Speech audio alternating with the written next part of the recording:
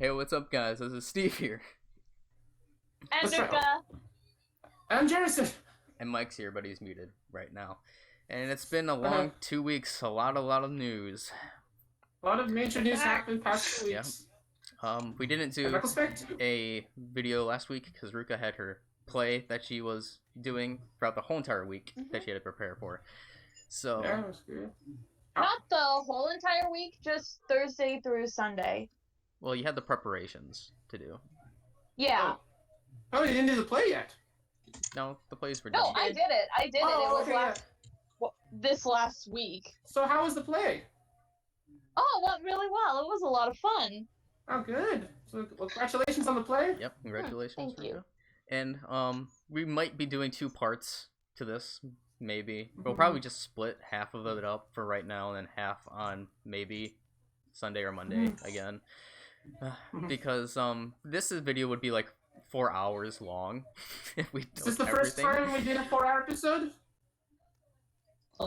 I don't think we'd be able to handle that a whole 4 hours. Oh, okay. We've already been pushing on 3 hours, so yeah. We'll try to considering it's 10 of nearly 11 p.m. where I am. I'm gonna be able to make it. Yeah. But you gotta be quick. Okay. We're mainly going to be talking about the main stuff, like the big stuff that we want to figure out. And that, of course, we're going to start off with the music videos and the songs that were just released. Yeah. We'll first talk about frustration. You wanted to say something first, Jerrison? Yeah, gotcha. So, a few episodes ago, I said that some of the video of this full season song might be on Avex Tracks YouTube channel, but only for YouTube Premium users. Here's it happened, although it seems anyone can still watch it, though all of you are able to watch it. Yeah, and No, he froze. Oh my god. almost all the songs, except Okay, go on. We stopping? No, we're Yeah. good. Oh, okay. Good. Oh, yeah. Except for almost all the additional tracks, except some of them because they have no music videos. Yep. I was wrong. I'll admit, I was wrong. Okay. I thought it was going to be on SK's official channel, but no. Yeah, me too. I wasn't sure about it either, but I am happy that they were able to post the full music videos for them. Yeah. Okay. So let's get into our thoughts about frustration. I'll give mine first if that's fine. So nothing really changed at all from from what we've had before, but I do not like the beginning of this music video one bit. I just don't understand where they were going. So the video starts off, they're like in this like parking lot type-ish area, and then you see they're in the streets of California. Streets of California, and then you can see that like the girls start talking, but there's no audio from when they're talking, and then you see English subtitles, and I'm like, huh. I'm like, why are they subbing this in English? I was really confused. But then, like, the conversation that they're talking obviously can't be what the English subtitles have as full, because they're all talking, and there's only like one line. And you said it might have been their phone, but even still then, like, I don't understand why they even subbed it, because this is still for, like, a Japanese audience. And the text, I assume, were in Japanese. Yeah. So, like, I don't understand why they did that. I thought that was a bad move. Like, what do you do today? What do you do today? Let's send a message. And because it had English subtitles in that part, I'm like, maybe they'll sub the video. No, they didn't sub the video, like, at all. So I'm like, okay, what was the point of the English subtitles then? Like, there was barely anything. Like, why even have that? They were going to a party. But that's just my thoughts. Your thoughts, guys. You can... I was thinking those meant maybe because they're going to... And then, Ruka, you were saying earlier that somehow the phrase "awa" means bubbles. Yeah, awa means bubbles. Which is kind of like a hint of them going to doing the bubbles throughout the video. Yeah, and also because they were going to... they wore the clothes they were in the beginning throughout the video, too. Yeah. Okay. Ruka, do you have any more thoughts on frustration now that the full music video's out? Well, personally, I still really like the song. Like, again, it is such a different feel from what they've done in the past. And plus, it's just a fun song. Oh, yeah. And here's my proper my thoughts on it. I mean, like, here's that the rap group in the song actually has at least one verse in the song, so it's like it could have been like SKE48 featuring rap group in song. Actually, that's the interesting thing. One of the rappers, like, there was someone on Twitter who, like, they had tagged, like, a comment on the person who did the rapping. Like, I forget what the person's name was. It was one of the rappers. But he talked about, he was doing a tweet like, hey, I did the rap for this song called Frustration. And someone tagged, like, do you have, what are the lyrics for the rap that you do? And he shared a link to the lyrics.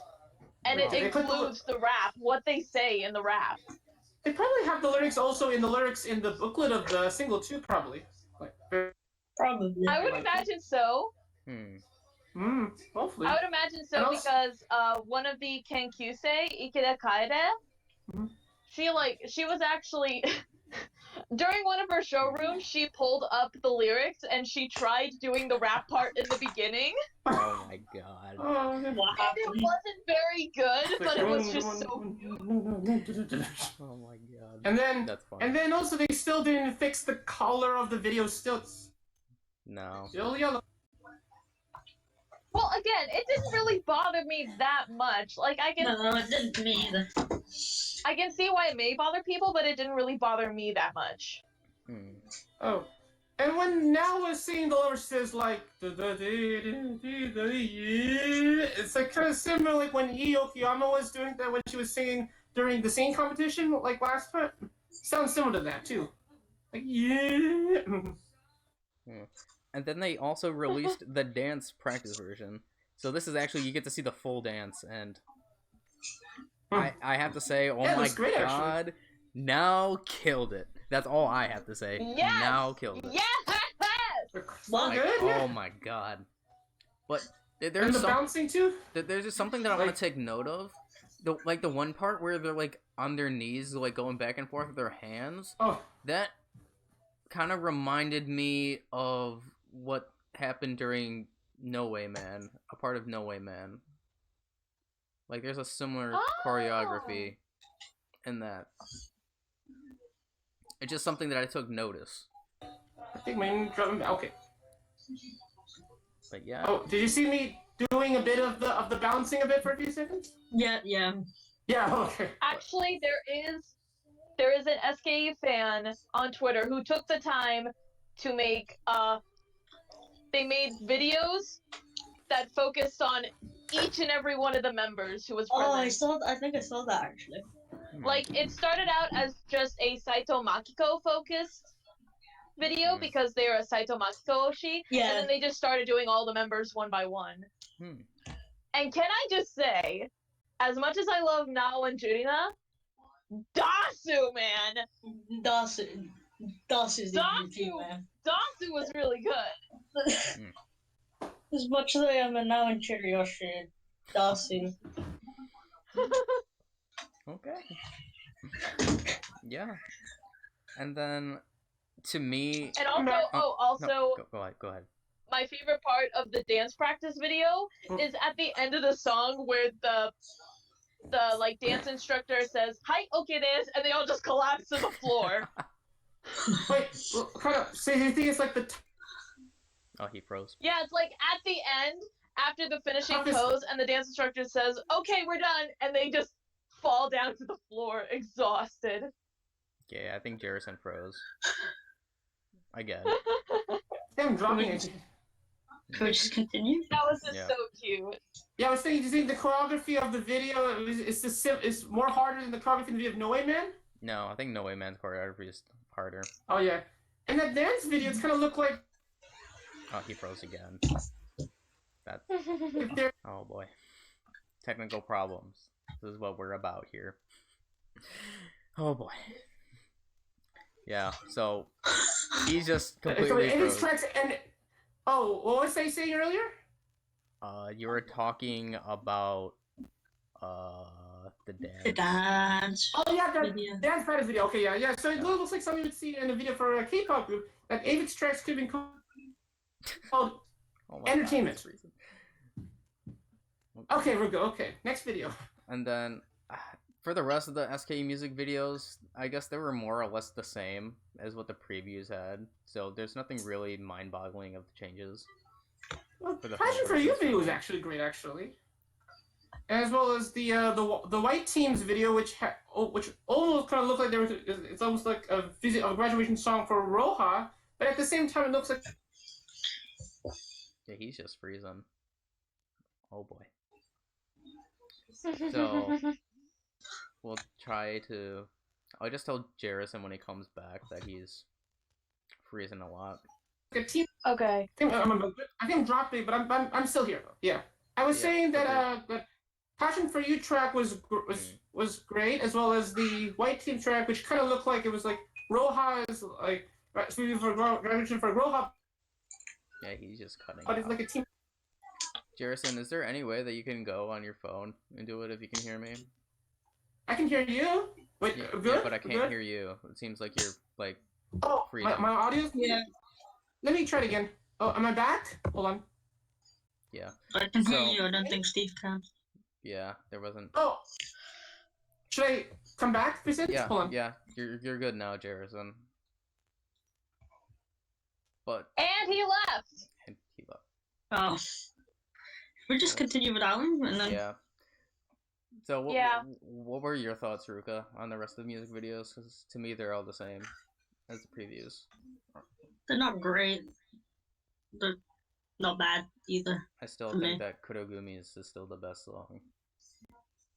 You mean Akagumi? Yeah, Akagumi. Yeah, Akagumi. I don't know why. I thought Kurogumi. Yeah, Akagumi. Yeah, you're good, Jerrison. But yeah, then do we want to go on to NMB? Oh yeah, NMB. Yeah, those videos. And their music videos.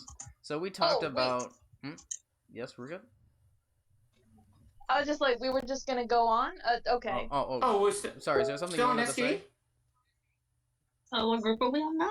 Hold on, I'm confused. Oh, I'll say again about on the video, the additional tracks. Yeah, they're actually the Passion for You track was great, and also the Team White track, which is like which kind of looked like a song for Roha, but at the same time looks like a team track. It's actually a great video, actually. Your thoughts, Ruka, on the additional tracks? Let's see. I do think that the Passion for You one is my favorite because it is a really cute song. Oh yeah. And I also really did enjoy Akagumi and Coming Flavors, which was the Nomura Mio centered song. That one was really cute video. Oh, was that Miki Monogatari playing the guitar? What? Miki. Oh, that was her playing the guitar. Oh, okay. Oh, yeah, she was good. Okay, I know who you're talking about. Oh, okay. But out of all the which song is like your favorite track on the single? New Passion for You track? What about rest of you? Just a track in general. Yeah. I'd say the Passion for You track. Passion for You. Okay. What about you, Steve? I do really like a lot of them. I like the Passion for You song. I like the Coming Flavor song. And I really like the Kenkyusei song. Oh, there's no video for that song, actually. No, there isn't. But it's a really cute song. Yeah. But Ken Nojima's single is probably good. Song will probably be great too when I probably listen to it. Okay, so should we get to NMB now? Is that fine, Ruka? NMB? Yeah, that's alright. Okay, so the last video we talked about the actual main single of NMB and also the coupling of Quintet. And now we have the team songs. And surprisingly, a full version, surprisingly. And so I'm not sure if they're good. Available until the single is out, or they might have them available anytime. I'll have to wait and find out. Yeah. But oh boy. Okay. They're bad. What? They're was all bad. I'm not a huge fan of them either. And Samer's playing the guitar. This was cool. They just. But the team. The thing is, for me, when they release the videos each time for each of the teams, they just kept on getting worse. Yeah. And it's like, oh god. Like, And then Team M, when like Muriel says, there's like some rap you would see in like the view of the song of like a Lady Gaga still Bad Romance, and when she says Idol Psycho. But to me, the songs, I didn't feel any emotion in the songs. They just felt very, very bland. Like silly? No, I didn't feel any emotion from the songs. They just felt really bland. The Team N track actually sounded happy, actually. And then B2's, it's like, I heard that they were like low on funds or whatever, so the members had to like freeze themselves and stand still. Like the the mannequin challenge. Like Yeah. the Mannequin Yoake challenge. 46. And it kind of looked a bit unusual as like the video of the Team N track that had like where they're like doing like they look like they're going around various places. But it's unusual like that. Honestly, to me, this is probably one of the worst NMB singles besides the main single and Quintets. Like, overall, I don't think the single's kind of bad. Oh, but what would be your favorite single track out of all those songs? I would say maybe the Team N track, because it was happy. Main single, yeah. What about you, Ruka and Michael? Yeah, what are your guys' thoughts? I don't know, I think the main track is alright. Yeah. Do you think it's going to be #1 in Japan? Probably. I don't know. Probably because there's always hardcore fans. Yeah. Mm-hmm. So. Okay. Did any of you see the team music videos besides me? What were your thoughts on those? No. Oh, I did see them. I saw Team N's, but I wasn't able to see the other ones. I saw NMB too. I saw all of them. Not my thing. Either of them. No. But in the Team N one, you remember I was saying that something about where you see Sei playing her guitar. It's just as cool as like when Sayaka and Momo was playing the guitar when they performed Hot Sayaka Sonic. Like, and she actually plays the guitar actually. Yeah. And they also they might have filmed in the United States, I think, because it looks like the United States style. I don't think so. I don't think so either. I don't think so. Well, surprising. Looks like, but okay. Ruka, did you have any thoughts? Not really in particular. Plus, it's been a while since I've seen the actual music video, so. Yeah, just to me, very terrible, blandish songs. Definitely forgettable. But the M-Track, what are your thoughts on Mira doing the rapping in the song when she says "Idol Psycho"? Nothing. You mean Idol Psycho? Is it? Yeah. Oh, Idol Psycho or Idol Psycho? Psycho. No, Idol Psycho, as in idols are the best. Oh, I thought she said Idol Psycho. Oh, no. Idol Psycho. Oh no. Okay, yeah. Idols are the best. Yeah, makes. Oh, good. Okay. That would make more sense. What? Well. Okay. Yeah. And then I guess going on to the internet. No. Let's talk about. Wait, yeah. Screw it. Let's talk about the international groups' music videos now. Okay, let's start off with MNL's Kimi wa the melody for the album. I know you guys have more positive thoughts, so I'll have you start on that. Yeah. Personally, I really liked it. I think the members looked really pretty. Oh, I like. And plus, it was cool to see like Michael had brought it up earlier, but there was a lot of Philippine culture like integrated into the video. There, yeah. Right, Michael, the MNL music video. Oh, and I was saying also that like that is another example of what a music video of an international foreign group should look like. Incorporate the of the group, but also put some international foot of the culture into the video, and it shows the culture of the Philippines. Actually, it's all great. Yeah. Okay. Then did Mike see it? I think. Yeah, he said he saw it. Oh. Yeah, he saw it. Yeah. I just don't hear him. I don't know if he muted himself. Yeah. But to me, like, I do like that they had, like, inputted the Philippine culture and stuff.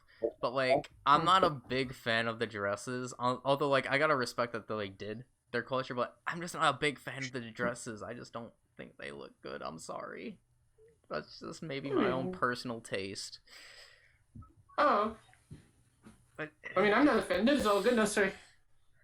it's just... Is this for? Mike's back. You know. I'm confused. No, we were talking about the video of MNL 48 version of Kimi no Melody. I've not seen it. You didn't see it? Okay. Other than that, it's like pretty standard music video. I just wasn't a fan of the dresses, although I do understand it is Filipino culture that they incorporated. Yeah, it's part of their culture, yeah. And they actually look great, actually. So yeah. Oh, and also they also show a bit more my favorite Ocean Man in the group, Alice, too. Yeah, she's great in this well, too. Okay. Okay. And then, shall we go on to Team TP? Sure. Or Sure, TPP sure. Festival? I liked their rendition of AKB Festival. Mhm. And like, Me too. you can say what you were thinking about in the beginning, Ruka. That you really liked. I actually Oh really yeah, liked that part so too. in the beginning where they started off with the color guard, the members spinning the flags, and they had the marching band playing a rendition of the song too. That was so cool. Wow, with the band, that makes songs interesting, actually. I liked it. I liked that part because they try to make it their own. So it was a really cool way that they did that. But I just like the music video overall. There isn't really nothing else to That's say. good, yeah. Do you have any more opinions on the song or music video? Oh, I'll say it's a great music video, yeah. Yeah. Okay. Then shall we go to Team SH's then? They released a video as well? Oh, that's interesting. Yeah. Oh, Yeah, they did. Wow, what's their next music video? So Team SH. They did a cover of Shoujotachiyo. Oh, Susutainable, okay. Yeah, I thought it was actually really done well. Just like you said, the story was actually pretty good. And I have to say, like, all the girls were kind of cute too. So I wasn't like, I was kind of like surprised, like oh, I mean, I shouldn't be surprised because they're idols, you know, but like, it sounds actually pretty good. The Chinese. It does. Like, yeah, and then I also, like, during the music video, like, I noticed that one girl was wearing a hearing aid. I actually asked one of our friends about that because she's into like SNH and all of them, or just the Team SH and all of them. So I asked her if she actually wears one. She's like, no, it's just for the music video. But still, I thought it was like a unique thing that they did. See, I wondered about that too, if she actually like needed that hearing aid or something. Okay. So that was just for the story, okay. Yeah, it was just for the story. For the music video. Yeah. Probably like to watch that music video, probably, yeah. I'll watch it. So I can't complain about the music video at all. Then you have more thoughts on it, Ruka. Right? Oh yeah, so yeah, because Shoujotachiyo is personally one of my favorite AKB48 songs of all time. And I think they did a really good cover of this. So it was really cool to see. And also just like we talked about earlier, a lot of the cinematography and the story that was being told in the music video was just really good. So yeah, just all in all, I really enjoyed it. Yeah. Okay, then I guess we can go to SGO's version of Heavy Rotation. Heavy Rotation. Yeah, that was a great music video. I mean, it kind of like, yeah. I liked it. Yeah, me too. So I'm really happy with this debut for SGO. It was kind of weird. The little thing. It's kind of weird with the story about the thing with the thing with the story and kind of like with the in an area where there was no digital music, and you have to listen to them through both the physical medium, like cassette tapes. Yeah, I was about to mention that. Uh, I'm not sure if that's actually like a thing in Vietnam still with the cassette tapes, because I think I saw something when they were like unveiling this song. It was like a cassette tape box thing. I could what's be available wrong on that. Available on cassettes. Oh. Yeah, instead of CD.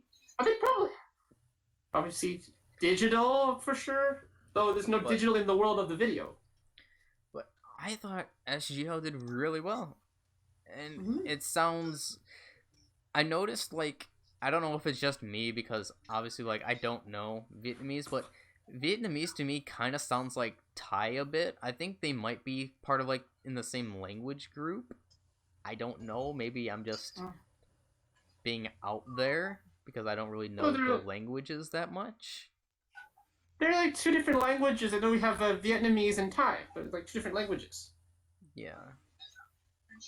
But, like, I think they might be in the same language group. I forgot what that term is called. Oh, linguistically. Yeah, linguistically. I think they're in the same language group. I'm probably wrong, just knowing me, but... Yeah, I personally really liked SGO's version.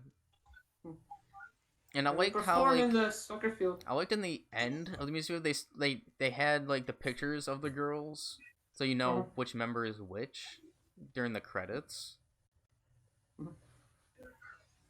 So, that was nice. Your thoughts, Ruka? On the SGO heavy rotation, yeah, I really liked it. Oh, it was as a debut, it was really nice. And again, kind of similar to the situation with Team SH. I think the way they integrated the language went really well. And also, I noticed it after I watched it the first time. There were actually English subtitles, English captions. Oh yeah, there were. I watched it with English subtitles. So I watched it the second time with the subtitles.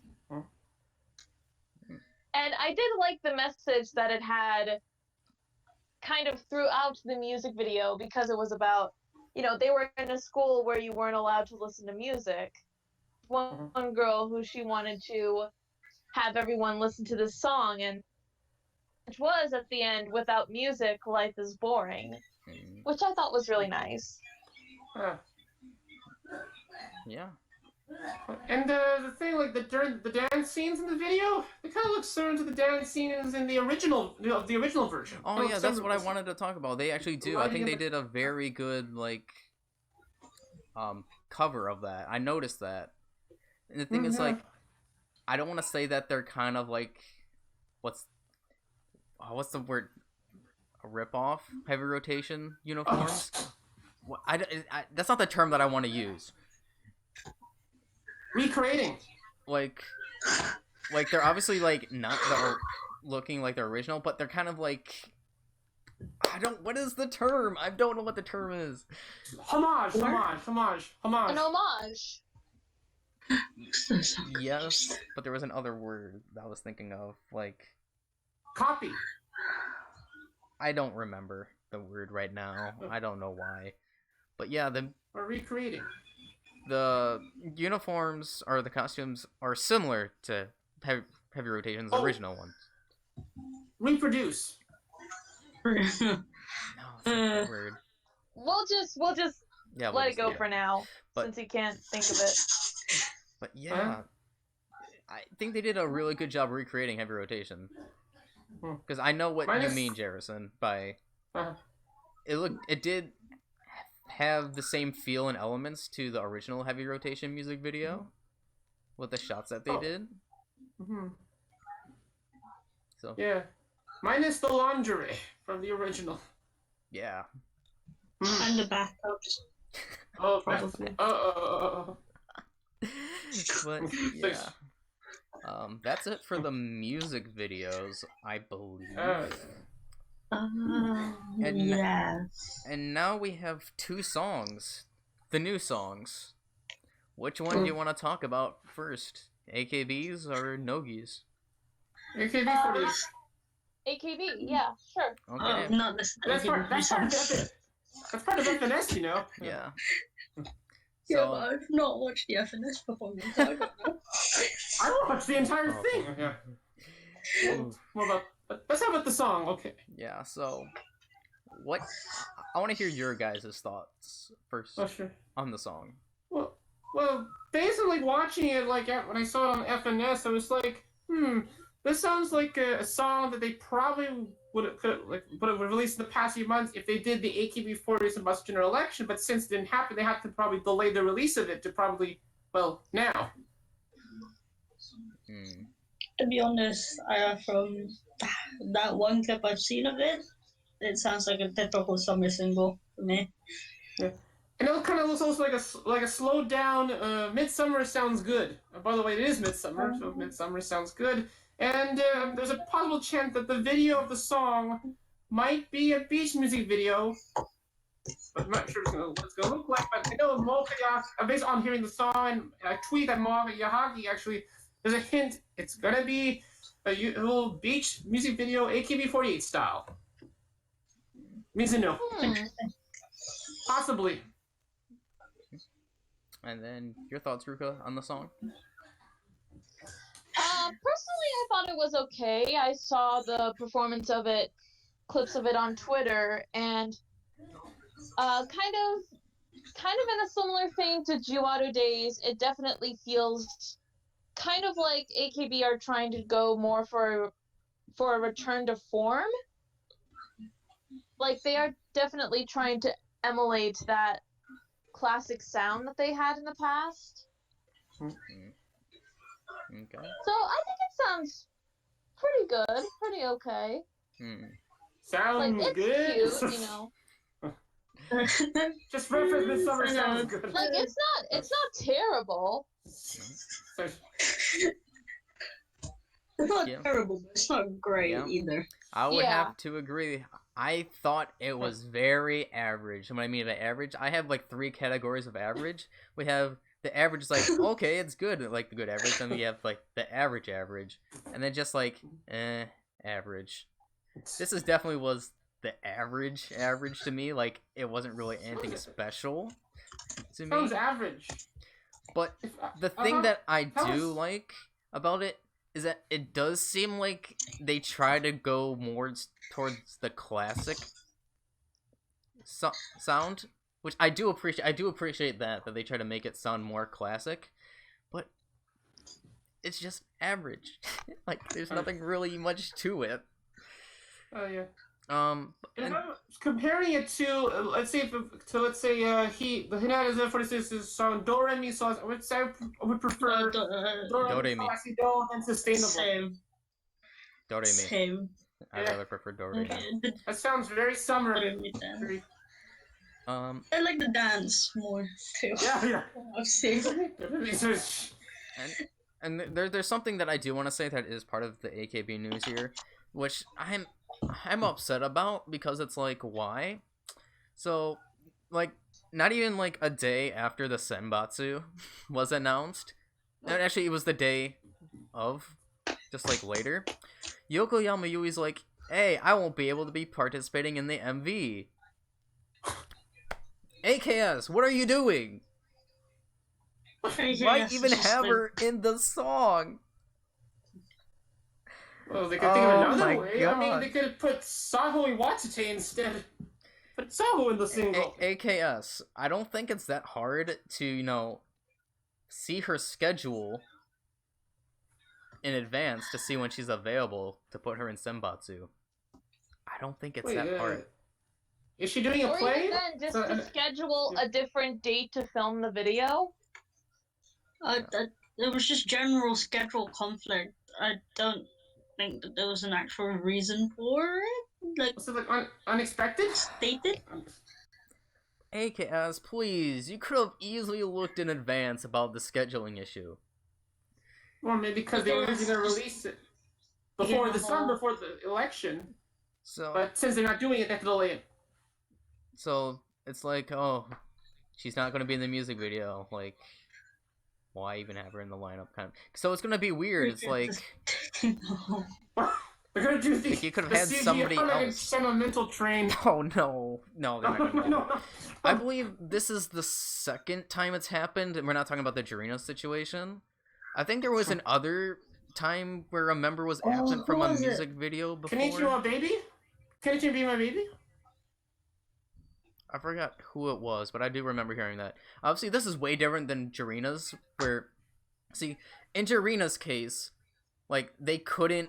AKS could not look in advance, like, the scheduling for the member, because Jerrina, for one, she took a hiatus right after the Sosenkyo, so that wasn't AKS's fault.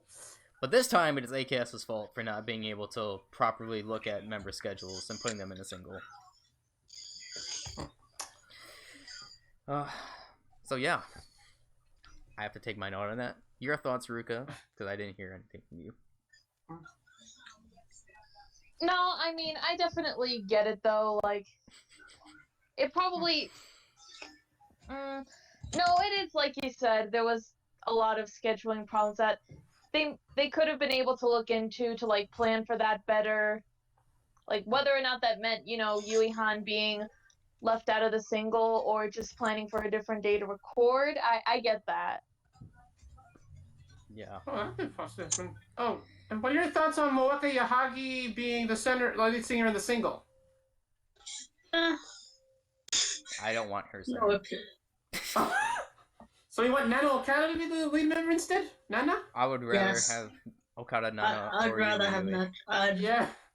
Yeah. I'd rather have anyone, but no, like, I'm not gonna lie. Sneaky Moeka. Well, we still have to wait for the full I mean, song. I don't hate Moeka, And but especially she's just not one of my particular favorites. I mean, she's in Like, my I think she's just a younger member who's getting pushed. That's kind of it for me. Well, I mean, I think- she's in my favorite team, Team K. Oh, yeah. I mean, that's true. She's in Team scandal. K, so I think her I mean, scandal that's as cool, well right? kind of came at the worst time as well. And it's gonna get more interesting when Maho Yamaguchi's photo book, which we'll talk later.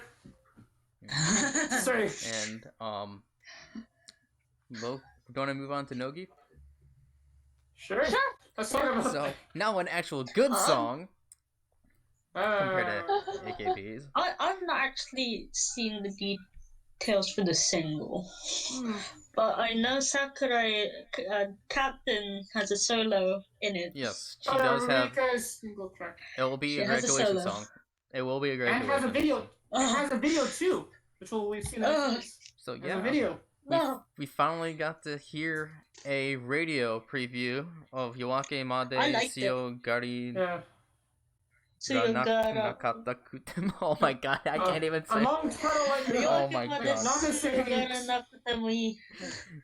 Yeah. Let me make a detour on my way home. Sorry. Oh my. But I really like the sound to this I liked song. I like. That's a really Nogi like it. 46 sound, yeah. And once again, Nogi beats AKB. So Yeah, 46 feet. More Taking sustainable? no Sustainable? challenge. no challenge. Yeah, it's yeah. definitely No better. challenge. Oh. yeah, I And they haven't played heard it- the radio preview yet, but I heard some of the song from when they were showing like behind the scenes clips of the music video from the news show, and it does sound really good. I like it. Yep. I really like They it. played for the first time on Nogizaka 46 All Night Oh, I'm Nippon. sorry, that's on my end. Hold on. Yeah, I was saying that they were playing the song on Nogizaka 46 on Nippon. Mm. Yeah, but do any of you watch Nogizaka 46 on Nippon? No, I just heard the radio. I watch it. I listen to it. But I watch it. I watch don't it. actively. It's actually my Sanush is actually doing a great job hosting it right now. But how would you compare that to AKB48 All Night Nippon? I mean, I like Bliss more than AKB. I hope Kaere do have special versions as well. Oh, and Zaka and also Yoshimoto Zaka. Yeah. I mean, like All Night Nippon. I mean, like my it's kind of like my Sanuj All Night Nippon, kind of like.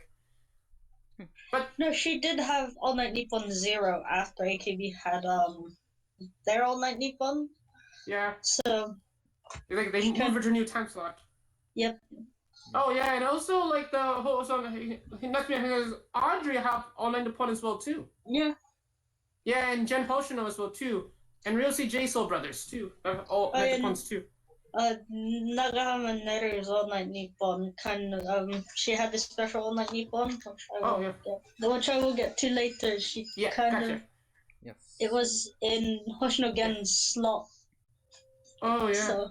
Oh okay. Oh, so that Ruka's back? Yeah, I'm back, okay. but I'm going to have to go in a few minutes. Gotcha. Let's. Okay. So the single. Okay. I mean, so, yeah, we have a video to wait, which will be released possibly tomorrow. I can't wait for the video. I can't wait for the video either. I cannot wait for the video. So, since... Oh, and finally, one thing, but also, see, with the Japan Record Awards almost coming in, so which song do you think would be nominated, that the group made that would be nominated for the award? The song or Sing Out? Which one do you think? It's usually their first single that released in the year, so it's probably going to be Sing Out. Sing Out. But I would prefer it to be this song. Yeah. That song, what do you think we would win? That song or Characters Out of 46's Black Sheep? Or maybe Hinata's Out of 46's Do Re Mi Sol La Si Do? Best song. I don't think it would be Hinata this year. Oh, but do you think Black Sheep will probably get it? I would hope. I would hope so. Because I mean, it's kind of like a very. It sounds great, and also it's kind of like also the theme song of the suit with Mako Yamaguchi. That could possibly cause it to win. Maybe. I don't know. So yeah. Okay, so yeah, we're good. Okay. So, Ruka, since Ruka is going to be going soon, there's something that I did want to talk about with Ruka and discuss. Ruka, okay. The TV show, the TV show, the drama. Oh yeah, okay. Okay, so there is a new drama that it's going to be 8 episodes long, called Dareka Watashi ga Oshimashita, and actually somebody in the Discord like linked me saying like this is basically you, Steve, and I'm like, what are you talking about with this drama?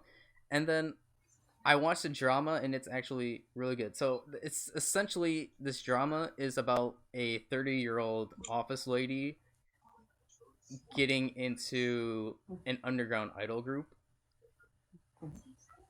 but it gives an interesting take because this show isn't like any other idol thing that I've seen before, because obviously like there aren't really any dramas like on idols per se.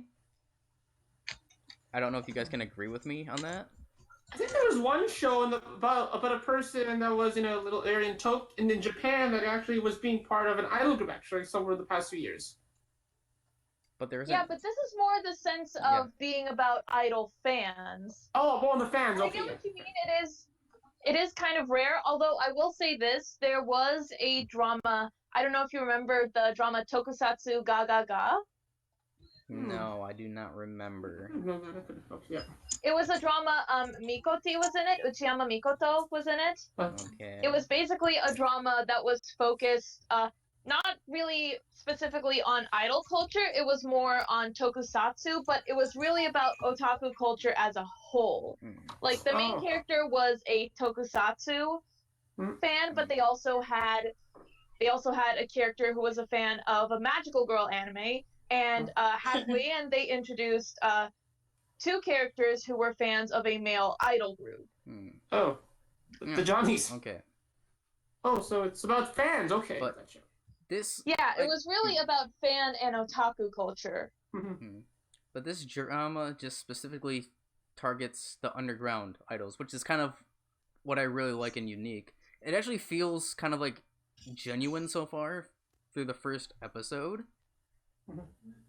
Of like, and I kind of like that they had a female lead instead of like a male. I know that might sound terrible to say, but like it's just showing like how there are female idol fans and how they can get into the underground idols, and this is specifically towards underground idols, not mainstream idols, which I like Rino Sashihara. What do you mean, Rino Sashihara? Yeah, she was a WODA before she was in AKB. Yeah. But like this is about like a story about like how these underground idols, especially one idol in particular from this group, is changing this office lady's life. And I really like this drama so far. I want to talk about this drama like every week because I know that this is going to be released every week. Yeah. Because it does feel like a genuine idol thing, Ruka, right? Because I had you watch. Yeah, it does. And that's the thing I like about it. So, surprise hit. What are your thoughts, Ruka?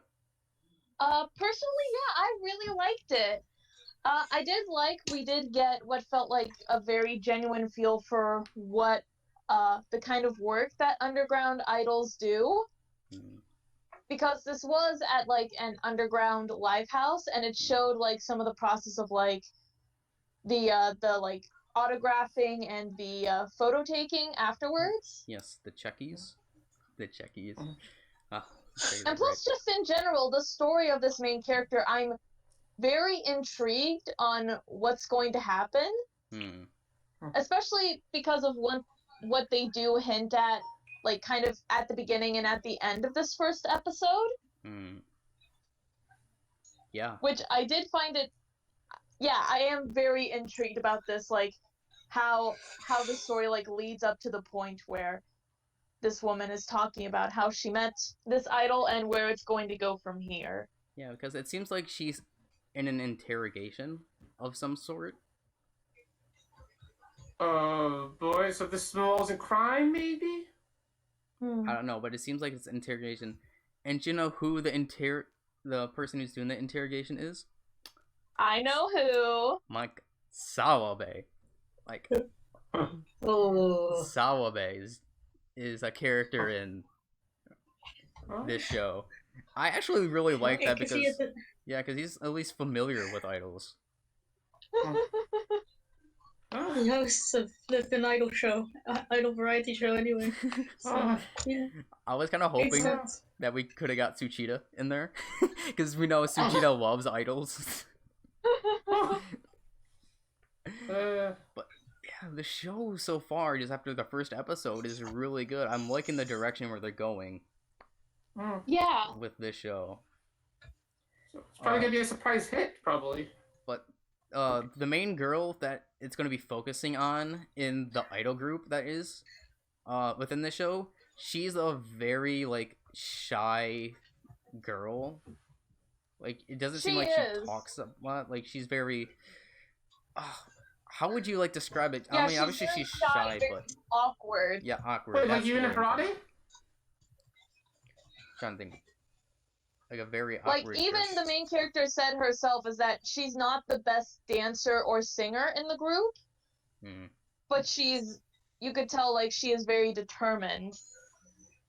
And the thing is, like, I love how like in the show, like how after she got drunk and then went to the live house for the first time, and after saying all those things, we go into like the office scene and how that person called her and basically said the same thing to her on the phone. Like, how are you, like, even doing this job? Essentially, stuff like that. Like, so I liked the, parallels between the characters that this show gave. Yeah, so overall, I'm waiting for episode 2. I know episode 2 should be out raw already, but I'm just waiting for the subs. Oh, what channel does it air on in Japan? I think it airs on NHK. But it's either NHK or TBS, one of those two. Oh, is that one? It's commercial free? That's good. Oh, okay. Commercial free drama. Yeah, I would definitely recommend you guys watching this drama because it's very interesting with the idol culture. Dareka watashi ga oshimashita. So, yeah.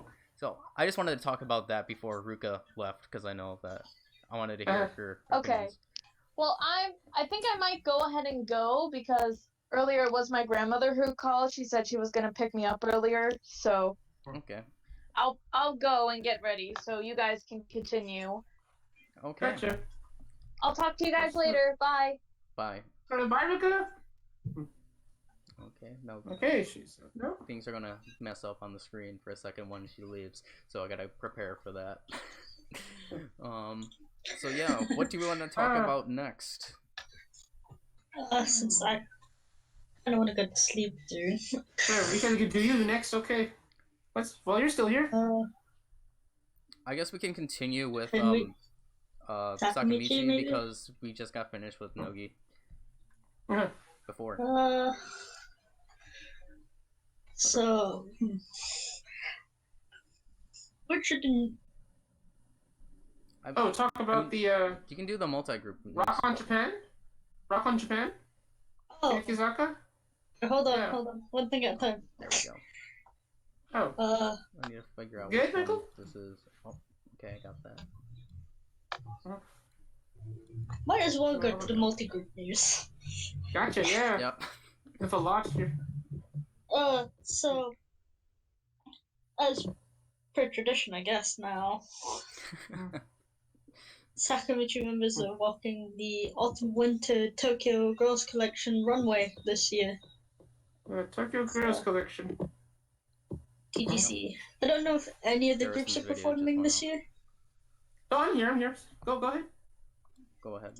From Hinata, it's the Boy. usual. From Hinata and Kaere, it's the usual I have to go. members: Sasaki Mirai, Sasaki Kumi, Takamoto Ayaka, Kato Shiho, Kosaka Nao. From Hinata, from Kaere, Kobayashi Yui, Habu Mizuho, Keep on going. Keep on going. Watanabe Rika, Watanabe Risa. Mhm. And from Nogi, it's Saito Asuka, Shiraishi Mai, Matsumura Sayuri, and Yamashita Mizuki. I'm actually getting more and more tired.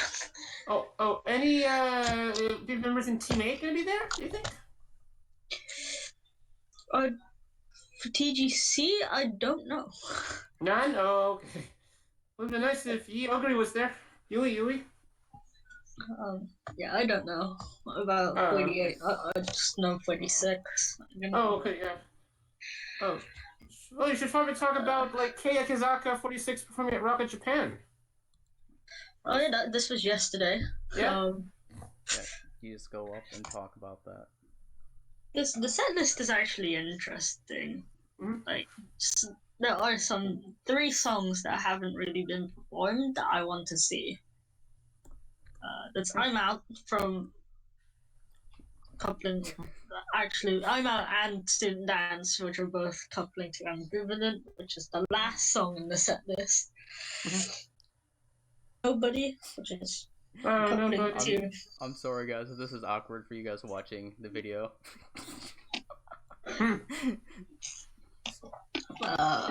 No, which is coupling to 8 single.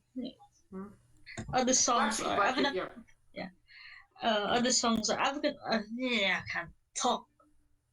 At midnight. Abunaki Kekaku from the first album.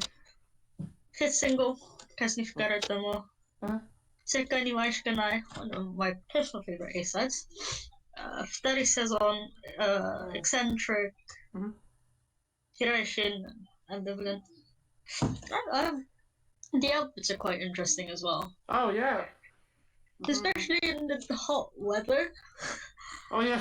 Black outfits when black was not a good idea. Unless if they were light, because they usually, some of their clothes they wear, they might have, like, they might be wearing actually a little, like, it might be actually light, actually. Well, it might look heavy. Yeah, it could be light, yeah. I can't remember who said it. In one of the members' blogs. I think it was Akanen's blog. She said even though it didn't look like it, the outfits were actually were breathable. So air could get in. So possibly, yeah. It was one of the members. I don't even know if it was Akanen or not. I just remember somebody saying that. And her probably, but it's all good. Oh, okay. Anything else we want to talk about with the 46 groups, Michael? I might as well go through all the 46 news, actually. Yeah. Oh, okay. Why Let's not? go on. Oops. Sorry, my phone fell. Okay. Which set of photobook news do you guys want to go through first? Hinata or Keiki? Oh. Do Keyakizaka, probably. Yeah, let's go with Kayaki first.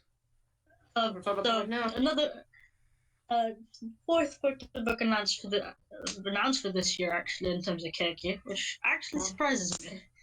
I thought they were going to stop with Nens, but no. Koike Minami is actually releasing her first solo photo book on September 25th. 2 days after. 2 days it's- after Maho Yamaguchi's photo book's released. No, I think hers.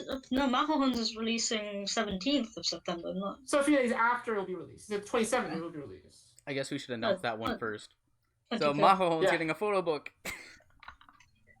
Hey, Later.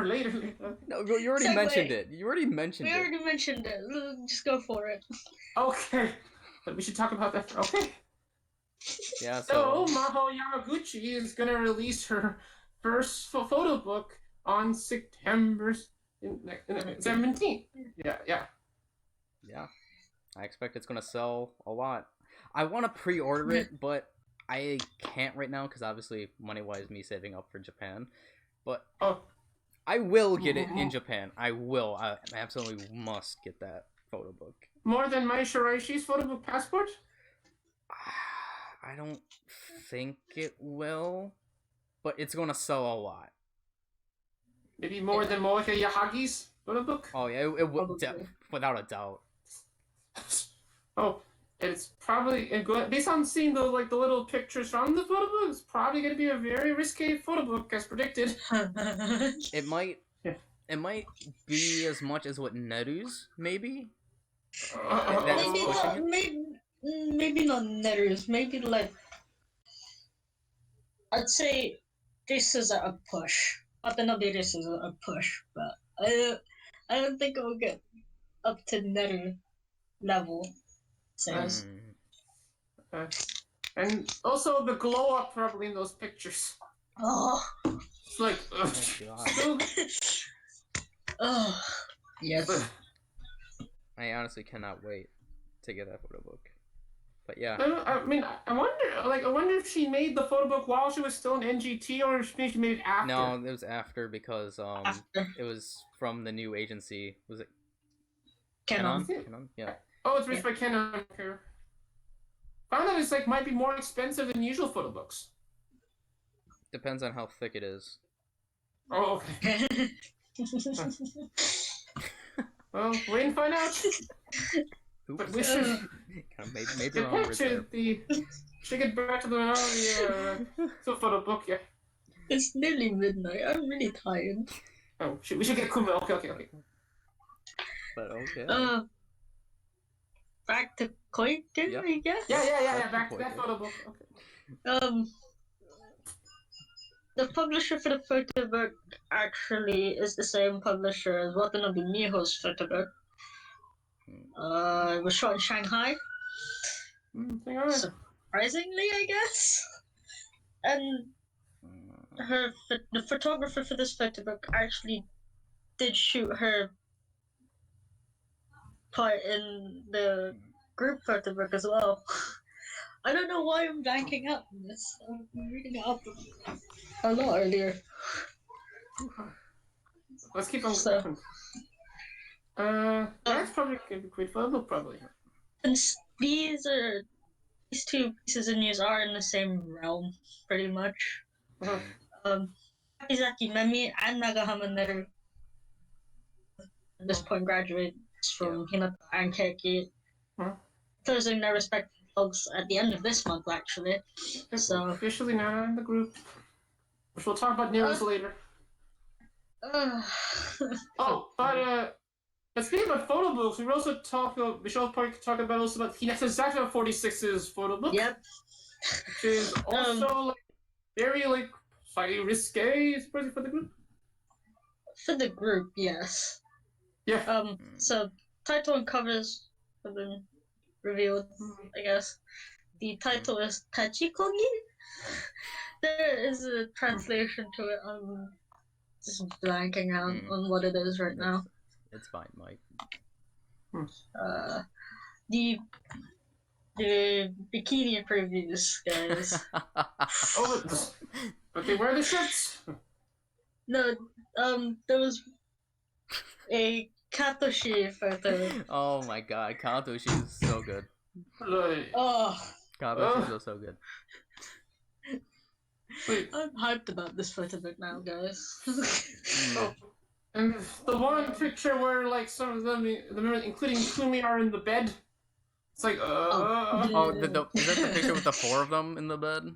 Was it the 4 yeah, of the them? bed. Five. Oh, there was 5? 5 of them, isn't it? Like, Well, I was It's going like- off, whatever. Kyoko, Katashi, Ayaka, Mirai, Kumi. I mean, Okay. well, might be surprised. I'm not surprised there.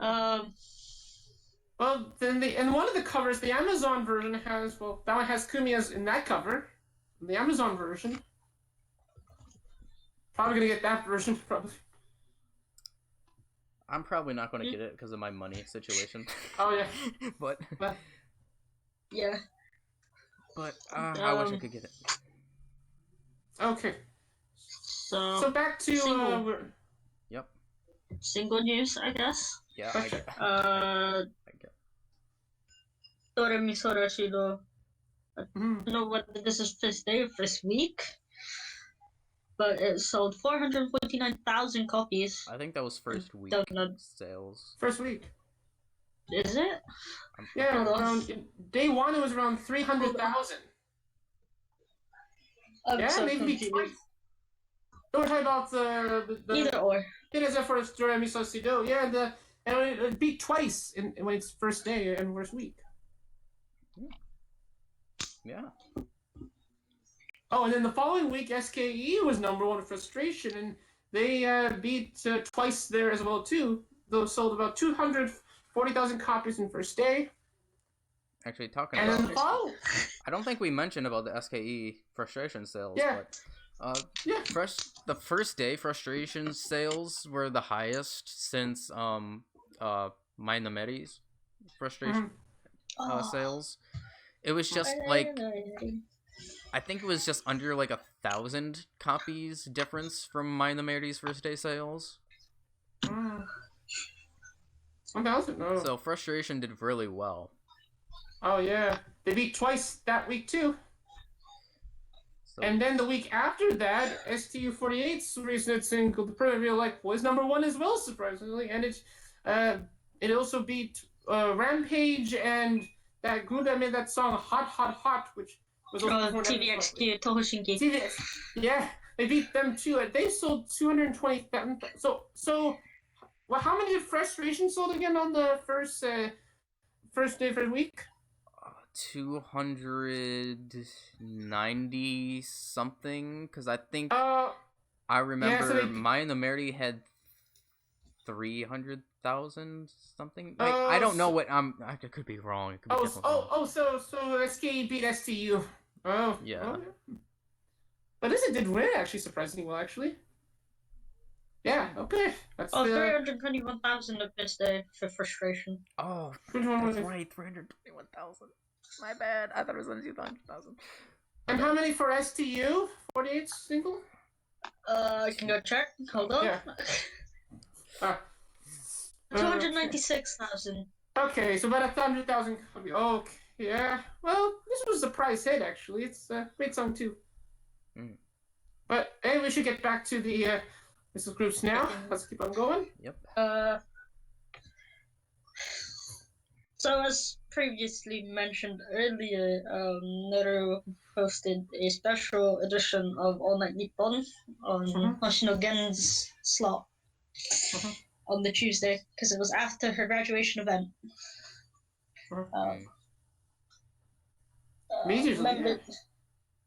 Members sent in mail for it. Off the top of my head, like Akanen, Fuchan, Ozeki, Yuka sent in messages for Netter. I think there was a voice message from Itomarika, who's her former Nogi Oshi. The two of them apparently still hang out a lot. So, the more you know. Okay.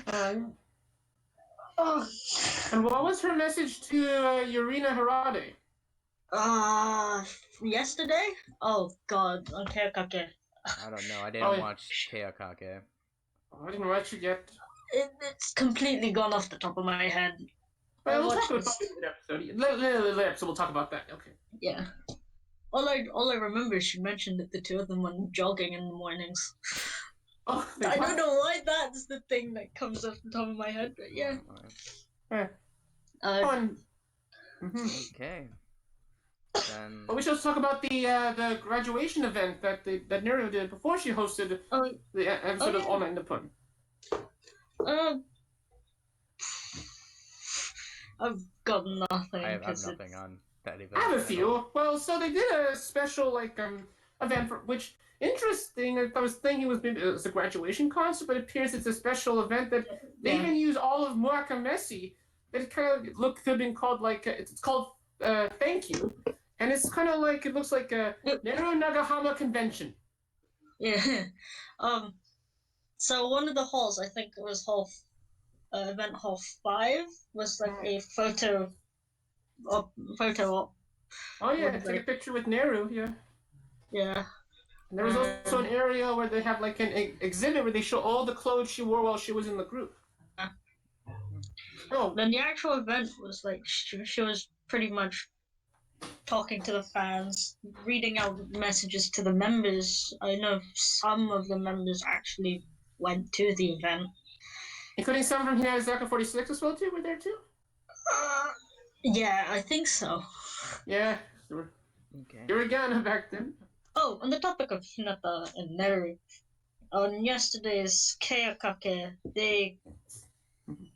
the Keaki members prepared messages, and I think it was Rika recorded one from Hinata to Neru, so it was kind of sweet.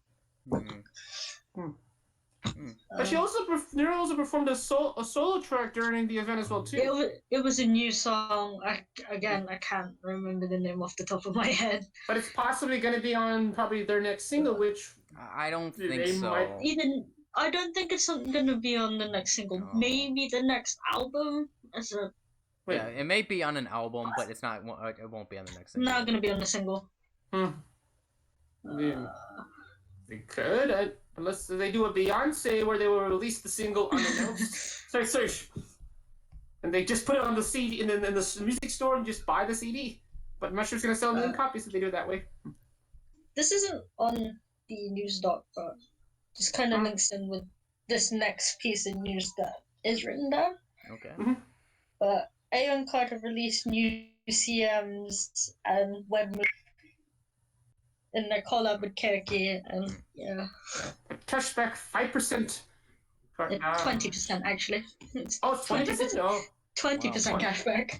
20% cashback. That's a lot of money. Holy crap. Wait, that is 5%. That's 20%. Wow. All I can say about the web movie is that there's a lot of Yukon, and I am happy about that. Business suits too. Linking up from that, Lawson have the Speed Lottery collaboration with Kaere. I don't know if we mentioned this with Nogi, but they have this collaboration with 7-Eleven. Yes, 7-Eleven? So what's next? Hinata with Family Mart, maybe? I mean, talking about that Lawson collaboration, for Kiyakise, they have that event going on that I can't do because you have to actually go to Lawson. I can't do it either. Yeah. Lawson doesn't sponsor us, but they make great. There's a great convenience store.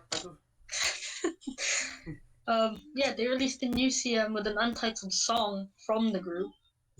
So maybe we'll see that and Sajin from the Yakult CM in next single. Maybe I don't know, but that's all from me, I guess. Okay. We'll see you guys. So you want to rest now? Okay. Yeah. Well, we'll see you in the next episode. Jerrison is just going to be you and me. Yeah, I mean, we'll probably get to all this news. Yeah, I have important vision too. Well, I'm going to leave some stuff for part 2. For part 2 when we ever redo it. Gotcha. Okay, let's go to our next. We'll talk about. Mike's still here. Yeah, but he's going to be leaving. Okay, so bye, Michael. Let's go. Okay. Let's talk about. You can talk about the Eyes 1 news because I know that you. Oh, Eyes 1. Yeah, you can talk about the Eyes 1 news. Okay, Eyes 1. I'm just going to get to that news quickly. Stand by. Okay. Okay, yeah. So for Eyes One, well, they have two major news. I mean, first is that they just released a little commercial that talks about the story mode on their new mobile game, Eyes One Remember Z. It looks like an interesting game, but I'm like probably going to be as exciting as probably like BTS World, which is kind of like Idol Manager kind of still, if you the way. It's like with the cards. Okay. But Yeah. but also in another, and then finally in another story, nice one is that they'll be since they also performed at KCON Japan and KCON New York, and in a few next week they'll be performing at KCON Los Angeles. They'll be performing at KCON Thailand. Oh, really? Going to all the KCONs, and quickly with a little thing that was not in the news document, but somehow yesterday Eugene and Nako were doing a V Live. And in case you don't know what V Live is like the social media for K-pop. It's kind of like South Korea's version of Showroom. So during the that V Live, they were like they're in a van, and they were somewhere, and it's kind of like a hint. They might be filming the music video of their next hit single, which might be also a hint that their next mini album might be released somewhere in the next few months. Okay. That's Okay, and that's all the Eyes One news. okay. Then I guess I'll go to the Nanabu no Niji ni news, or the 22/7 news. 2-7. Yeah. So it was announced that Sally Amaki, Booty, and Kane, they will be appearing at Crunchyroll Expo in Texas at the end of August. From August the 30th to September the 1st. Wait, was it August the 30th? Yeah, August 30th to September 1st. Gotcha. So, yeah, Crunchyroll Expo. That's interesting. I'm wondering what they're gonna do. I don't know what they're gonna do, because they might perform, but like since there's only 3 members, they might be. They're probably just gonna show the preview trailer of the anime that they're gonna do. I think they're gonna do that. I mean, it's Crunchyroll. I mean, there's also they might release the show probably in our area, or the show are probably on Crunchyroll. But I mean, unless if also Funimation gets the rights, then it might be there too. I mean, Crunchyroll and Funimation have a partnership, so usually the Funimation shows still go on Crunchyroll. Yes, I suppose. But interesting, it sounds like Crunchyroll is handled by Warner Brothers. I think so. I don't. Is it true or is? I don't think so. Oh, okay. Oh, they're not handled. Oh, they're independent. Okay, yeah. Good. Okay. Because if they were on Crunchyroll, they'd probably be on Warner Brothers' new streaming service, HBO Max. But okay. I think we'll save the graduated member news for part 2 whenever we do that. So. Gotcha. Yeah. Okay, so there's one HKT news that has happened. Oh yeah, HKT. And you know more about the showroom events than I do, Jerrison. Oh yeah. Oh. So yeah, I'll explain that. Yeah. Can you explain the? Yeah. Okay, so after Yoshimoto Zaka did a showroom competition they probably on their show, but apparently HKT is actually also now doing a showroom competition. So in this showroom competition they're doing, all the members in HKT can actually be in this, and they actually the top 3 members that are like ranked will get to be part of Kobe Collection next month. Okay. So a fashion show. That's interesting. And all the members in there can be in this competition, and so and the thing is that I know like last year they did that showroom competition where they kind of the top 2 members would be on the cover of Larmy magazine. You remember that from last year? Yeah. Oh, and Miku was that one. Yeah, so I mean, the one that I'm hoping for in this competition is that hopefully that my Ocean and the group Vivian Mervical will be in the fashion show. So hopefully she will. I mean, did you watch any of the members during the competition the past few days? No, I did not. I usually haven't been paying attention to the competitions. The last competition I did pay attention to was the one with the magazine cover. Oh, the Kinkyuzi Pop Team. Yeah, that was the only one that I really paid attention to. Last of the competitions. So I'm gonna say the results of the competition right now as of exactly 4 p.m. PST. Here are the results so far. In first place right now we have Miyu Tomonaga, number 2 Maroshimin Vivian Murakawa, and number 3 Masaki Aramaki. But the interesting, in the beginning of the competition, Masaki was in first, and then Miyu was second, and Vivian was third. And now we have the current results we have right now, which is interesting. Okay. Okay, then fourth place, Nasumi Masoka. Number 5, Sei Kurahara. Number 6, Emery Yamada. Number 7, Ai Motomura. Number 8, Nasumi Tanaka. And number 10, Hana Mazoka. Okay. And Madoka Moria is in 16th. Wow. Oh, you think she... You think? I think she'll end up being higher towards the end of the competition. Oh, yeah. Oh, thereby. But I mean, like, but also says say about the oh yeah, and like during the I actually talked to some members actually. I talked to Aoi, like when I put in the. Oh boy, he's just kind of. Why would talk about you? Yeah, oh, I can see. Okay. Yeah, and Aoi with her eyes, I said she saw the comment and she read it. Oh. And then also when I talked to Miss, and then also interesting when I was talking this morning when I was talking to Sono Miyazaki. I kind of like I saw, and she kind of looked like Yui. So when I told her that, and I think she either said to be like Busu or Osu.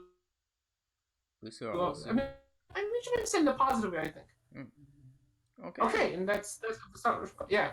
Okay, then I guess I'll go to the couple NMB news really fast. So for the first piece of news, Murase Sai is going to start in Kawachi Red's major debut single. Oh, music video. She's going to be the music video. That's going to be good.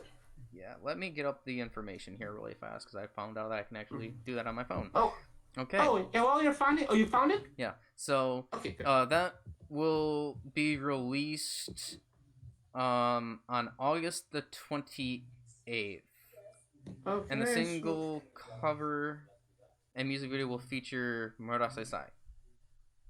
She's gonna be on the cover. Okay, that's interesting. So, okay, that's but not only that, but she also has a new She's gonna be on. She has a new TV show actually.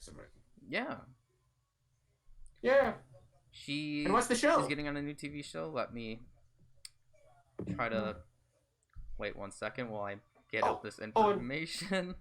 Oh, and while you find that, I'll just do the quick news of NMB. So also, the 6th gen members in the group are now officially on Twitter. So now you can follow them and find out what they're doing. I'm really happy about that because, like, before the recording, we were talking about a member in particular who became my Oshiman. And she's actually a 6th gen member. I think Jerrison froze. Because I don't see him. Is either that Jerrison or me? I think my internet dropped, but okay. Yeah, go on, Jerrison. You froze on my thing. Also, but I mean, like, I know you were, but I found earlier before we were doing the episode, but you said that some of your Oshiman in the group, which is a 6th gen, is although she looks young, but she's old. Yeah. So yeah, my Oshiman in NMB is Ogawa Yuka. So I'm actually really happy that she created Twitter because for whatever reason my showroom stopped giving me applications. I don't know why. So at least she tweets out before she goes on showroom, which is I'm happy about that. So I at least know somewhat if she goes live. But NMB members kind of do that too. This is kind of awkward now that there's only me and Jerrison and then he freezes. But I guess I'll get. I think I dropped again. Yeah, you dropped. You can see me? Yeah, I can just see. Is it internet? Okay, go. But I found the information for the TV show that she'll be in. Yeah. So she'll be in a TV show called Itakuro Murase no On to Off. Which will introduce Saitama's spots and stuffs. The show will begin airing on Television Saitama on August the 5th. So Oh, that it's is today. That was yesterday in Japan, I Oh, believe. also, there's a travel show. That's good. Oh, I'm just gonna go to audio just in case it make sure it doesn't drop. Just to let you know. Okay. So, yeah. So she's on Oh, that and- show. Go on. Oh, and August 4th. Yeah, okay. Yeah. Okay, I didn't hear you cut off for the audio, but you said that the NMB is going to hold their new single launch event on August 4th, right? Yeah, I said that. Okay. Yeah. Yeah, Oh, you you just did, said okay. your audio cut out when you were saying Oh, that. okay. Okay. Do you think the- we go to STU 48 News next? Because I know Yes. about that. Yeah, That's a big one. yeah, we'll go Okay. on to... Whew. I'll put that quickly, just get to that. Oh, yeah, so at STU 48, but after we know when we had the news of, what we're talking about, like announcing that she's leaving the group, we have more people announcing leaving, including a member I actually talked a lot in the showroom, Yuri Torubu. Yeah, I mean, Yuri is I didn't know her, really, like, at all, I know her a few but...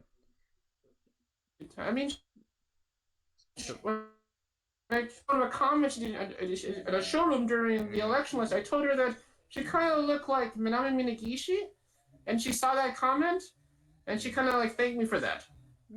But also, I also learned about her is that she's also a big fan of Haruka Shimazaki. She's a big fan of her. Yeah, and she has a bit of her merchandise in her house. And she's also very close to my Ultraman group, Misaki Imamura. Very close to her too, as well too. Yeah, and she's supposed she might leave the group in October, but we didn't find out. But she's not the only member that's also leaving because we also have Kaho Mori is leaving. Surprisingly, this is the one of the few members that I actually knew in STU. So this made me sad a little bit.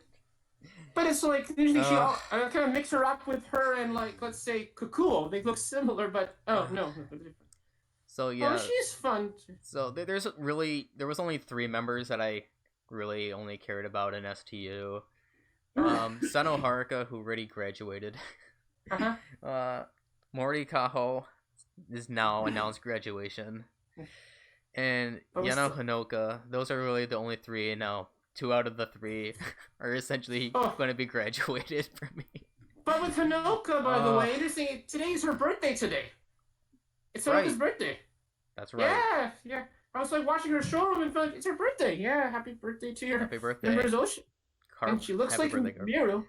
She looks like Miru from recently, actually. But with these members announced that they're leaving the group, so what happens? Well, apparently during their performance, their concert at Tokyo Idol Fest, which we'll talk later, during a pre-taped message, Nana Okada actually announced that the draft members in the group, which we know Soraha, and May, they've been promoted now. They're now officially part of the group. Yeah, I'm happy for them. Great members, yeah. And now but not only that but they also had a surprise announcement where they said now they're going to have a second gen, and auditions are happening now. That's crazy.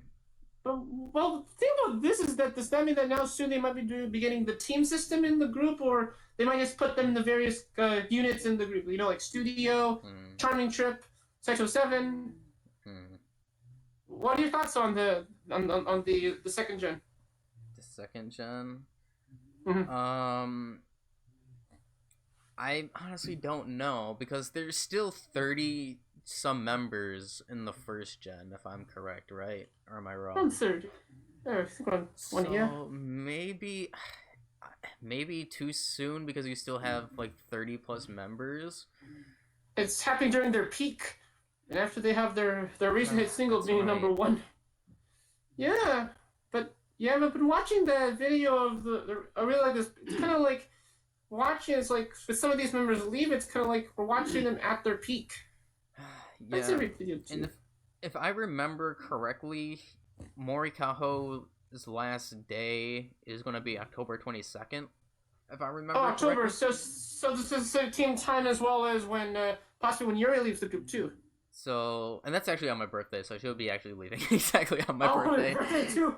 On the CSB Emperor's birthday too. Yeah. Oh no, Emperor's. Oh yeah, Crowning. Yeah. Oh, and another thing too, but another member who's soon going to be leaving the group. It actually happened. I'm just going to it. Hold on. Okay. Yeah. So but apparently during this morning also. Somehow thing like Ayumi, Shoka, and Hinawata were doing a showroom where they were doing like karaoke. Yeah, and like actually I said, well, actually on Hina's showroom where I said like hello everyone, and they all said hello to me too. Ayumi, but at the end of and they mainly performed like HKT48 songs, but then at the end of their showrooms, somehow Hina actually gave her a few gifts. And some of those gifts are expensive, including earrings.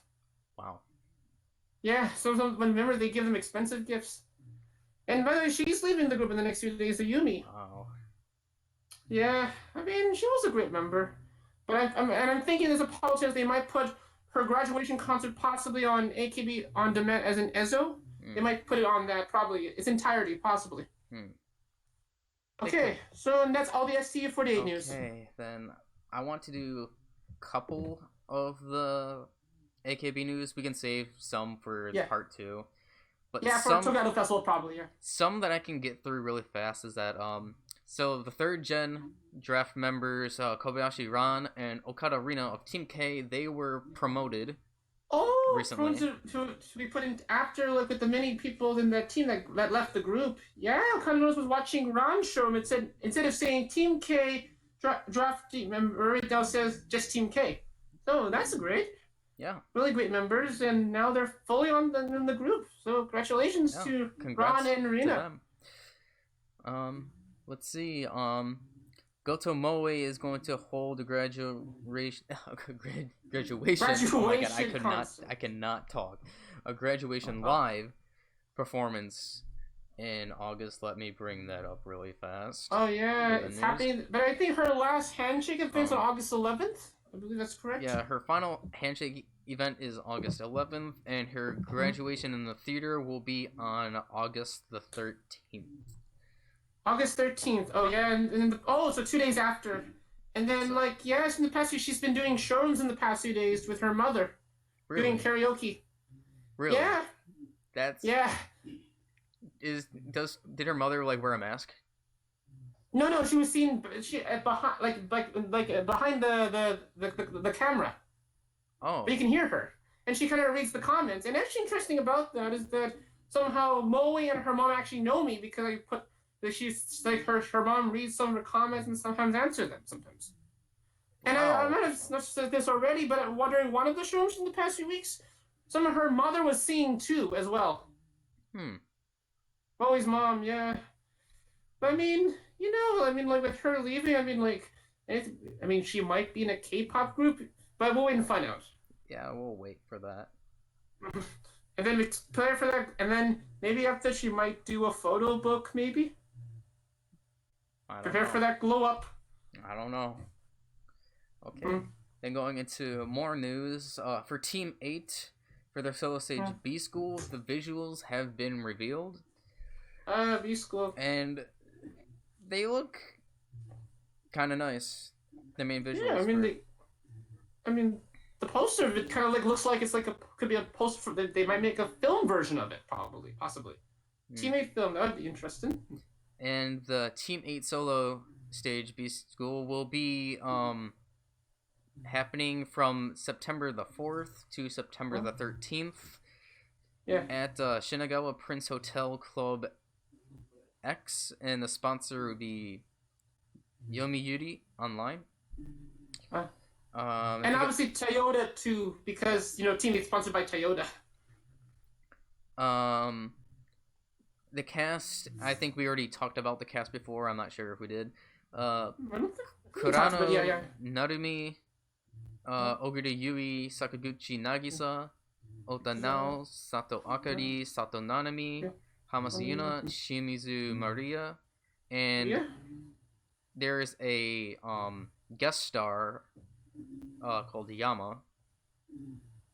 a daily guest Yeah. star. I don't know really what that's about. So like the special surprise guest usually happens in plays too sometimes. Yeah, it could be anyone, possibly anyone in the main group. Okay, then besides Team 8 members, there are going to be some members from AKB that are in there, based on the source. So from it says that Okada, Nana, and Mukai Jimion and Murayama Yuri will be guest stars for the stage play. Oh, okay. So from the main group, that'll be great. Yeah. And then AKB just recently had their Hiroshima concert that was shown on Nico Nico. I didn't see that. Same time as Tokyo Idol Festival was happening. I mean, I could have watched that, but I was watching Tokyo Idol Festival. Yeah, I think I would have rather watched Tokyo Idol Festival, but free concert. We have Nico Nico Premium, which I actually have, by the way.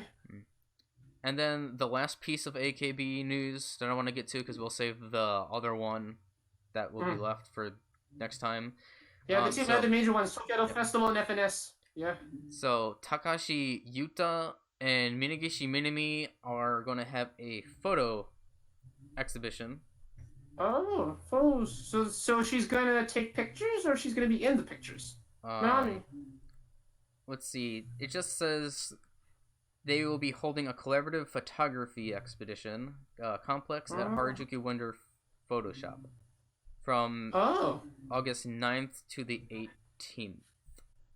Oh, so they're going to take pictures. I mean, do you think Minami is a really great photographer? Do you think? Based on what you know? I'm not sure if she's taking the picture or not. She might be in them. She might be the model. Oh. It's like a collaboration between the person and photographer. Okay. I think that's what this is about. Okay, yeah. Okay. That's weird. Oh. And by the way, she's still doing that play right now, which kind of looks like Power Rangers, by the way. Okay. Yeah, that play she's doing. Oh, yeah, okay. Then on to SKE. Some really fast stuff. Noshima Kano is going to perform a commercial song for Koyama Healthcare Group. Oh, a health commercial. So, there's that. Is it possibly the solo track on the Frustration, possibly? I don't know. It doesn't specify. I mean, there is a clip, but I don't know. I haven't seen that clip. Okay, yeah. Well, I'll probably when I hear the same song. Okay. SKE will also be. Oh no, they performed. SKE did perform a mini live of Frustration during a Chunichi Dragons baseball game. Yeah. I actually did see the performance that they did off somebody on Twitter. Off of Twitter.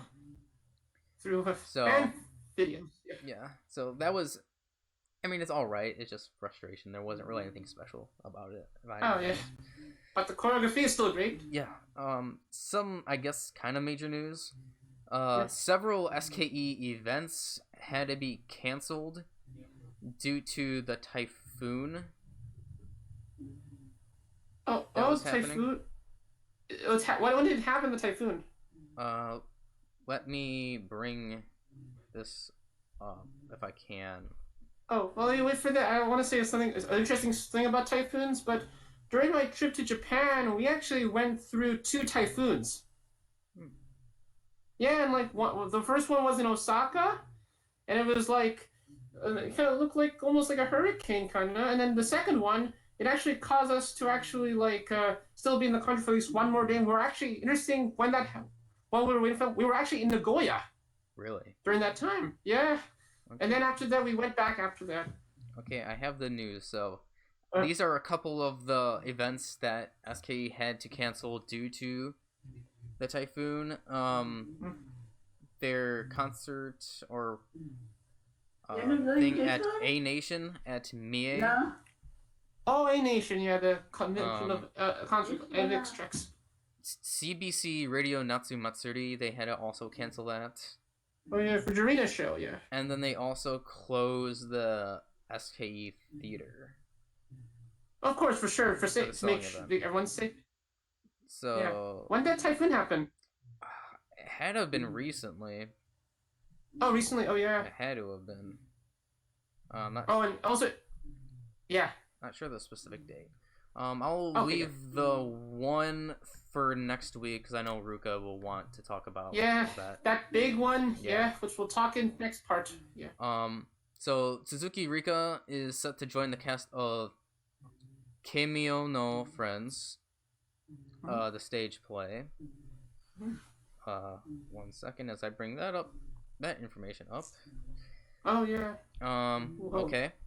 So the play will be running at Shinagawa Prince Hotel Club X, which we just talked about another event that's going to be held there. The Prince Hotel. Oh, the theater in the in the hotel. Yeah. Oh yeah, I know that hotel. September Great the hotel. 27th to October the 6th. Yeah, theater and hotel. That's amazing.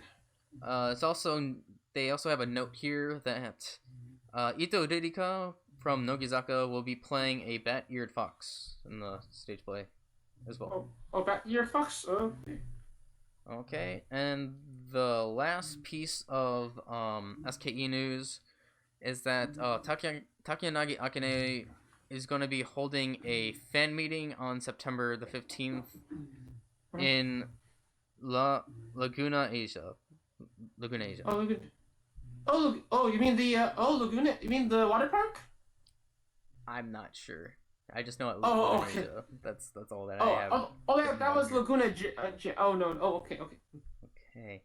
That's good. Okay, then that's it for the 48-46 group news that we have, and then now on to the other idol news. Other news. I guess. So the first thing that we will be talking about is regarding Tokyo Idol Festival. Oh yeah, Festival. I guess since both you and me both watched sort of Tokyo Idol Festival, we can talk about Tokyo Idol Festival. I mean, if we can, sure, okay, let's talk about it. Yeah. So what should we begin first with? Day one first? I told you before, like the only parts that I saw. I'm pretty sure you saw more of Tokyo Idol Festival than I did. Okay. So you can talk about what happened day one. Day one? Oh, I didn't watch much of it because I didn't know anything. But we'll begin with day two first. Okay. Okay. I'll begin first. Okay. Actually, first, NGT did perform in Tokyo Idol Festival. Oh yeah. Was that day one or day two?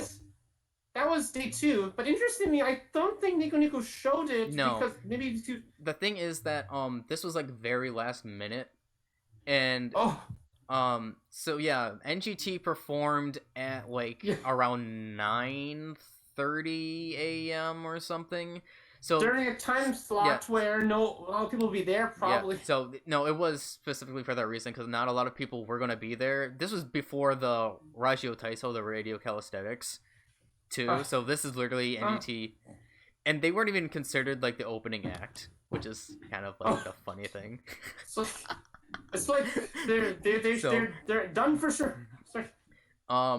So yeah, NGT opening too. With their there was actually some news.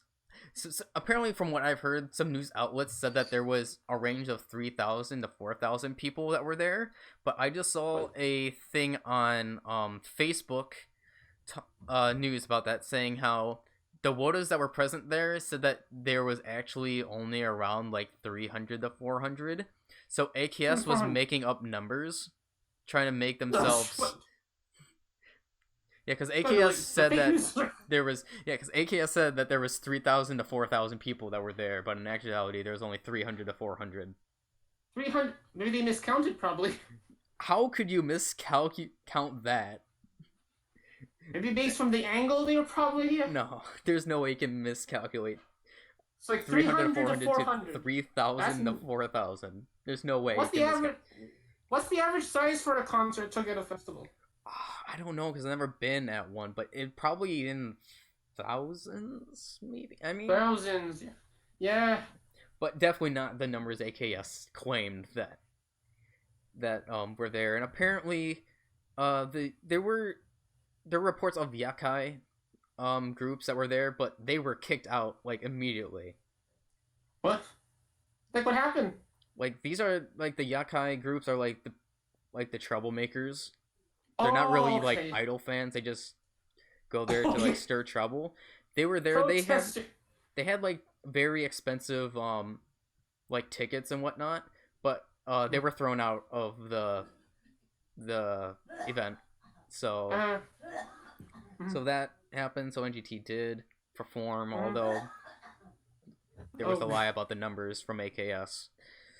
But probably should have ended, probably. But move some of the group members to the other groups. But overall, for TIF, it was a major success because Tokyo Idol Festival had 88,000 visitors, which is the most ever for Tokyo Idol Festival. Record, yeah. And there was 212 sets that were performed. Oh yeah, good. There is a quote that I got from this news source. I think it was either Facebook or Twitter. Saying TIF will continue to be the year-round festival for idols and fans. We look forward to see your continued support. And they said that that's our first indication that in 2020 we might see the Olympics and Tokyo Idol Festival at the same time. They might do maybe like an Olympic theme probably during the festival this year too, possibly. So, I mean, I hope I can go to TIF next year. Like, I really want to go to TIF. Well, I mean, this is interesting because like next year I'll actually be going to Tokyo to possibly volunteer at the Summer Olympics. Actually, I mean, I might be there, but I'm not sure I'll be going to Tokyo Idol Festival. But I mean, I'll probably like might go see. I mean, like at least, but also see the Olympics too. But yeah, but we know that NGT performed, although like it wasn't really. So we should get to the other part. Yeah, the other. We should get. Yeah, let's begin first with day 2, which I'm gonna go in a few seconds. Oh, hold on. Yep. You're still here? Oh. Yep. Well, yeah, and day 2 was in because I was watching day 2, and as the thing progresses, it's like the groups like get better as it progresses through the day. And like, yeah, with one of the, let's see what I saw. I know one group that I saw was interest. Yeah, I saw one performance. There was like, oh, what was I gonna say? Well, yeah. Hold on a minute. I mean, like, there's like, but like somehow like BNK48 was performing there actually on day 2. Ah, that's right. BNK did perform. Yeah, like some of the when I was like, about to watch the thing, and then found out BNK just began performing. And their performance was they performed all their like some of the members were there, and they performed some, and they also performed their recent hit single, like their version of Jabaja, which was actually great actually. I mean, this is something Colin actually likes. He's a big fan of BNK. Okay, I'm just gonna... Yeah, so... But also earlier before that, STU performed. But, I mean, throughout the festival, they were... Not only the main group performed, but they also, like, some of their unit groups performed, like one of, Studio and Charming Trip and Cycle 7. Yeah, there was also where, like, some of them were, like...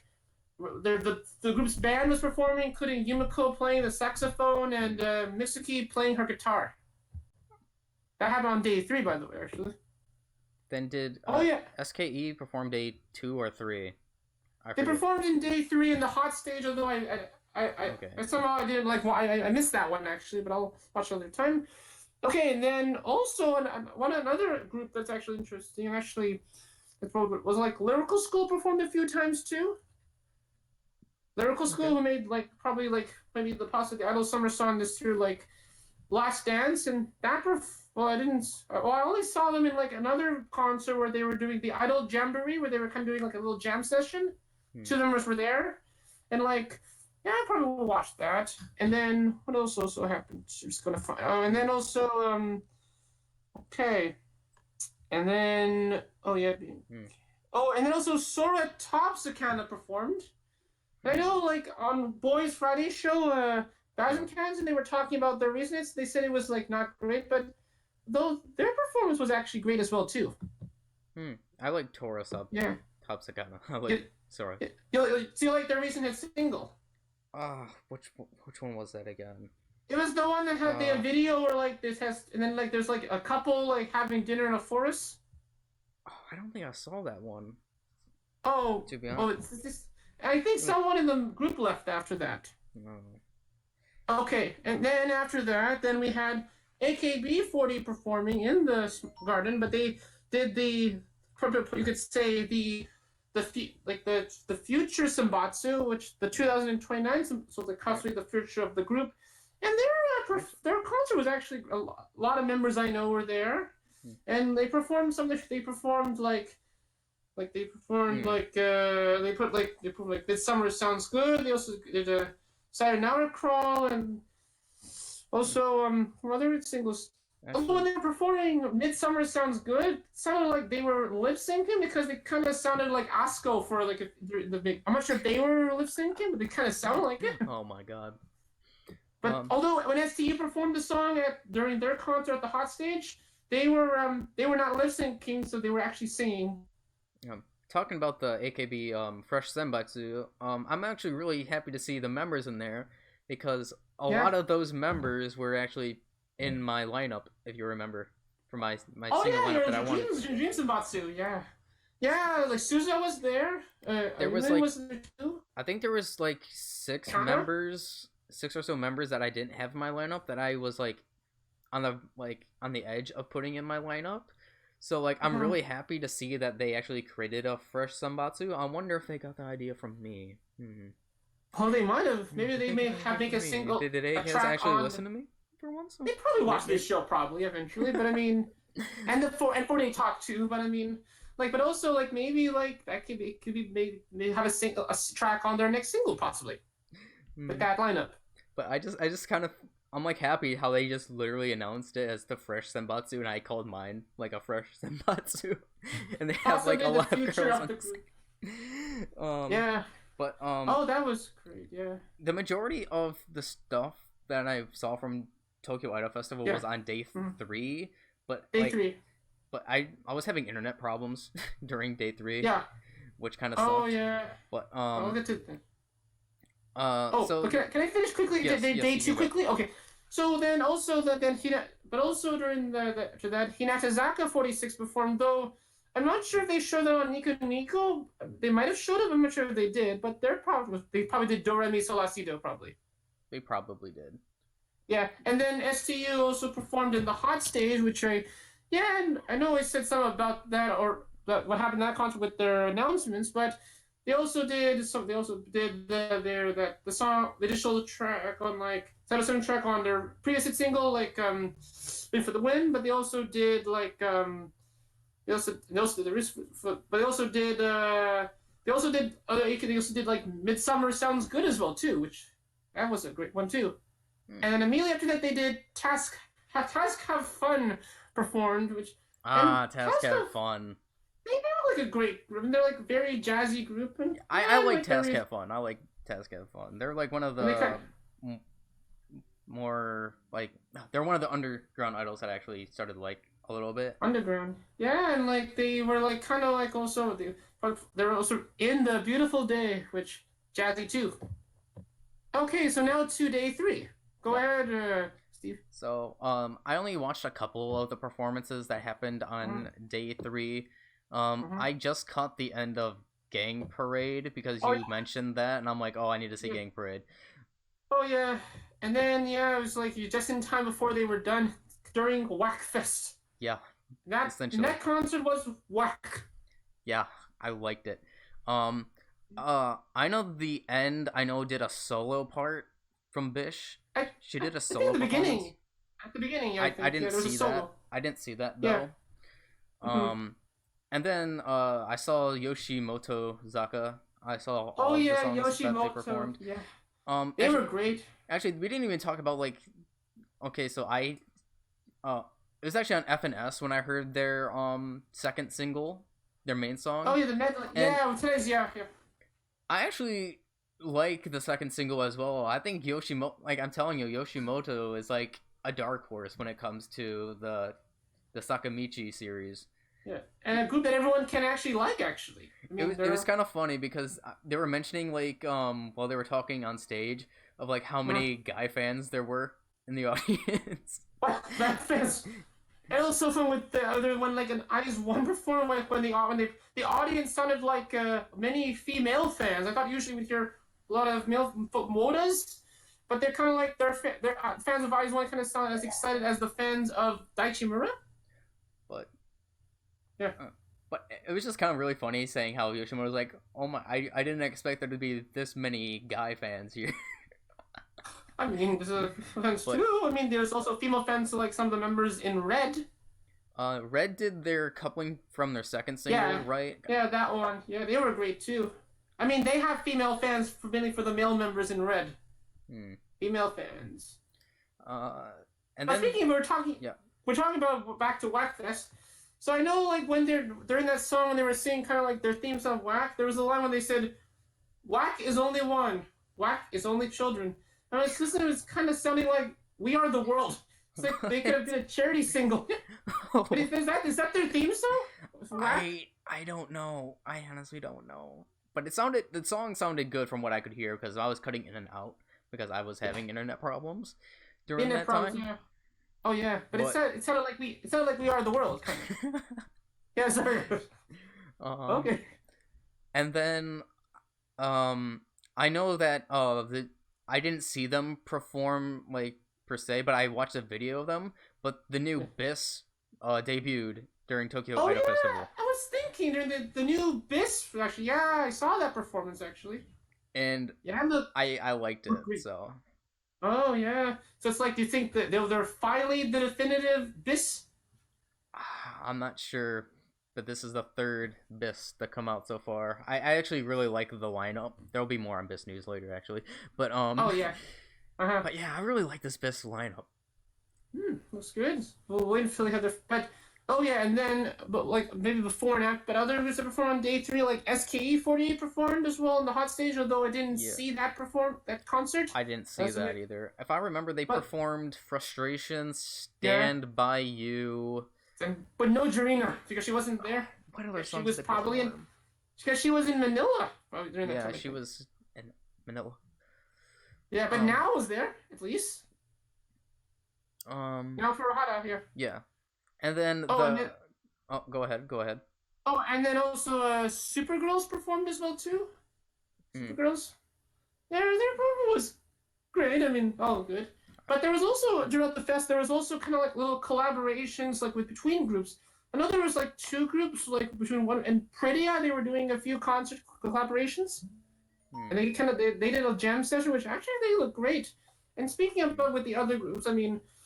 During the festival, I mean, some of my Mitsuki actually, Murasamo, she saw other members in like the festival too. She saw a few members from Equal Love, which we'll get to that in a few seconds. Yep.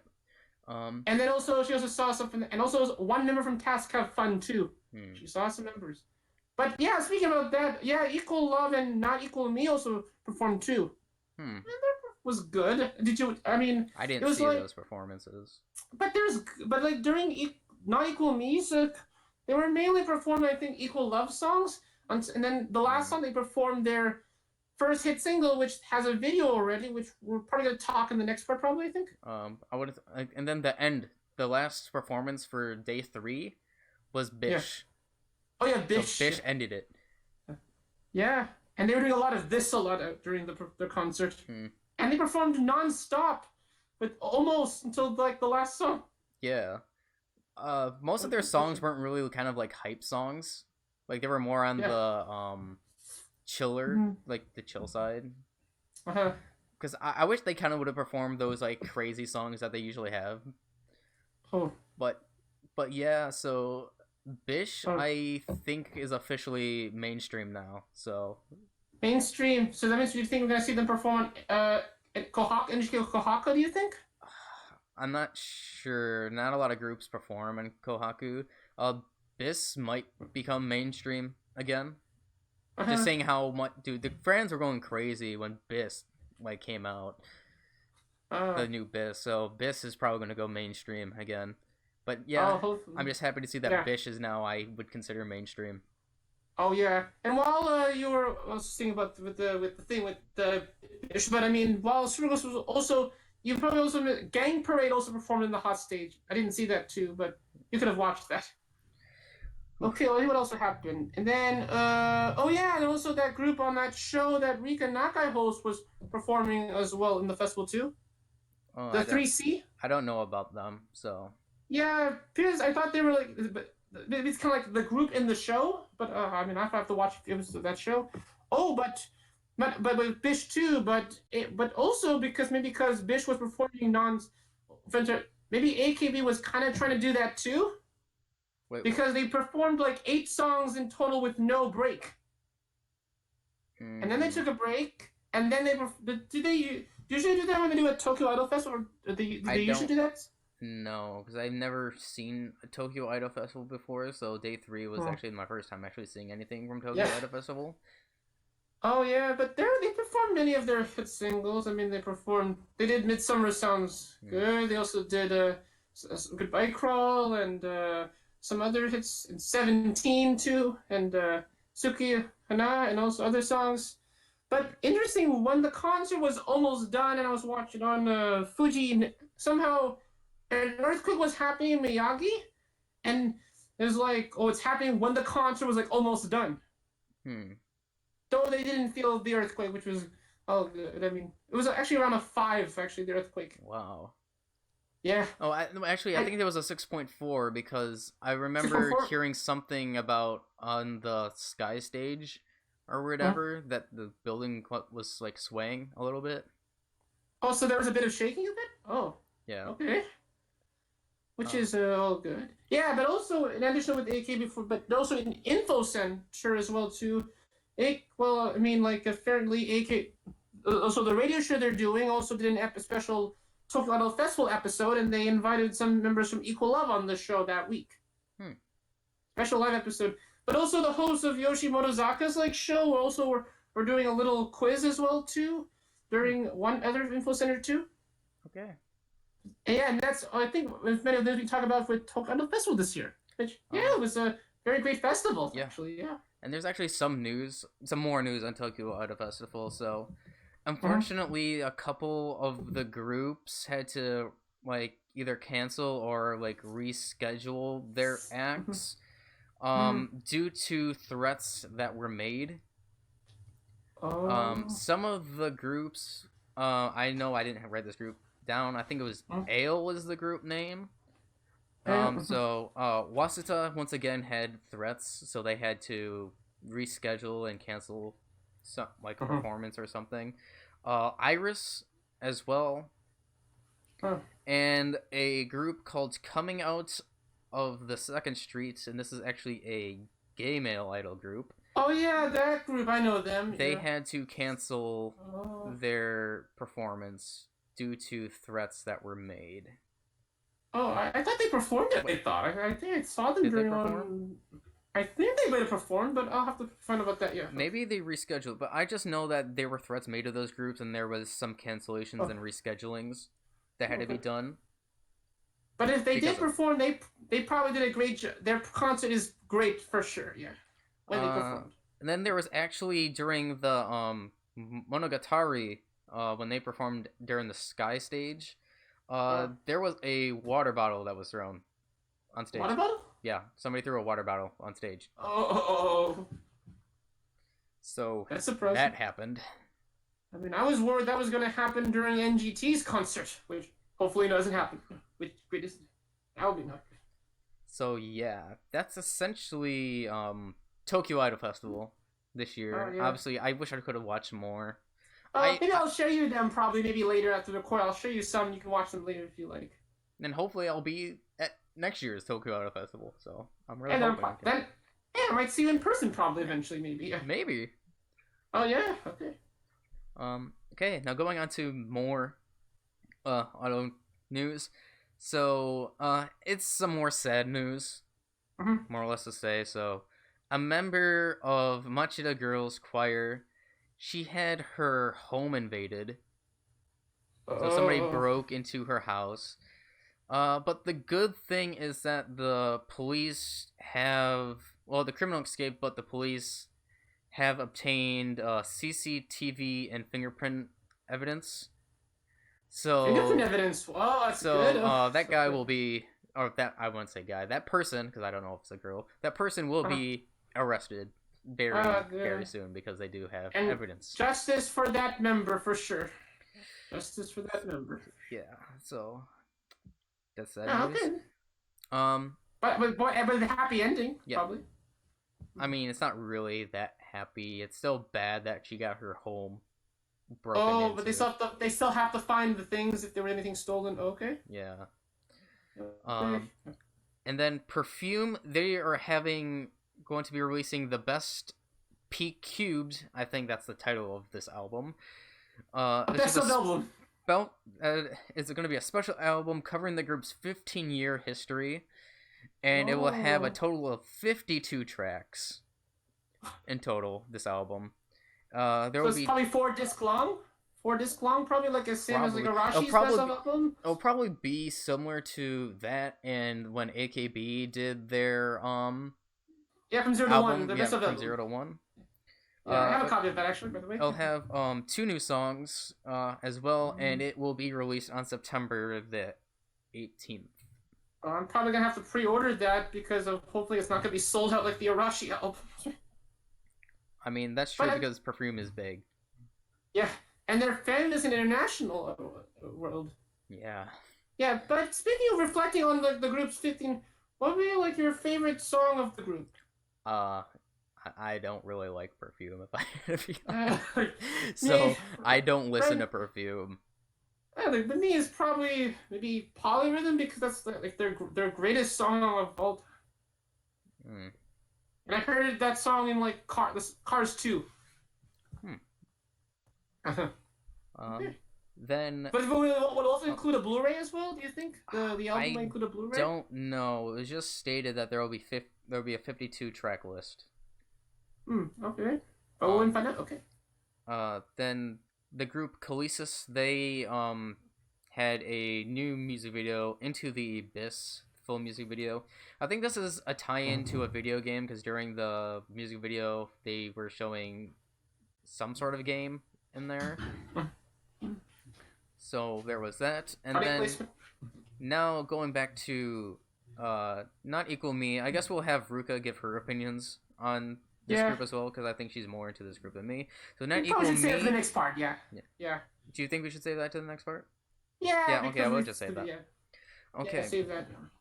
Then Ray, aka Boss from Burst Girl, announced that she will be graduating the group.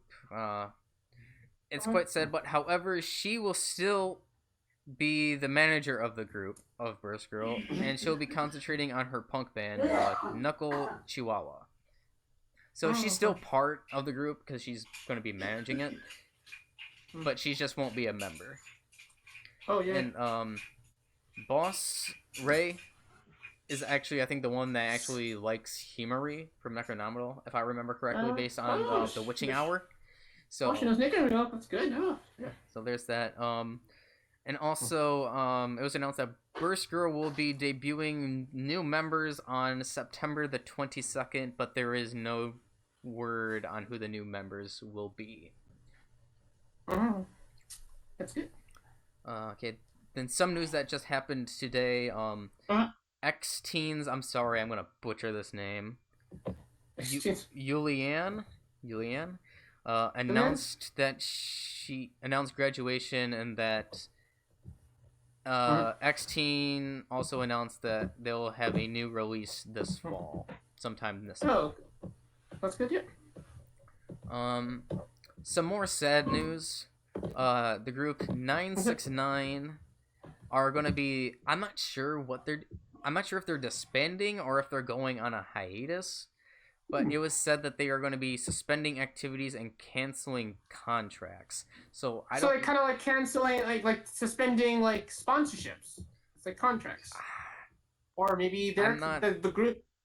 I'm not sure, but the reason for this is because the majority of the members, their health isn't really good right now. I heard the majority of them. For example, one of the members, Jury, is going to be concentrating on treatment for her illness.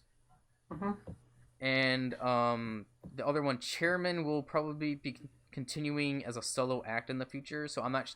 So it sounds like the group is going to be disbanding. Okay. Well, we'll find out when we get more information. I guess this is somewhat related to Tokyo Idol Festival because Bangkok will be hosting their own mini Tokyo Idol Festival on International October the Idol 5th. Festival. That's good. And so far, there have been 7 groups that have been announced for the Bangkok Tokyo Idol Festival. Let me bring up the link. This is one of the only links that I have. One of them is BNK? No. Oh, Okay, so far the groups that have been announced for the Bangkok Mini Tokyo Idol Festival are Idol College, which I heard is like probably the most famous one so far that's joined. A group called Kaere, Siam Dream or Siam Dream, not sure that's pronounced. SY51. I'm not sure if there's actually other thing how you say that.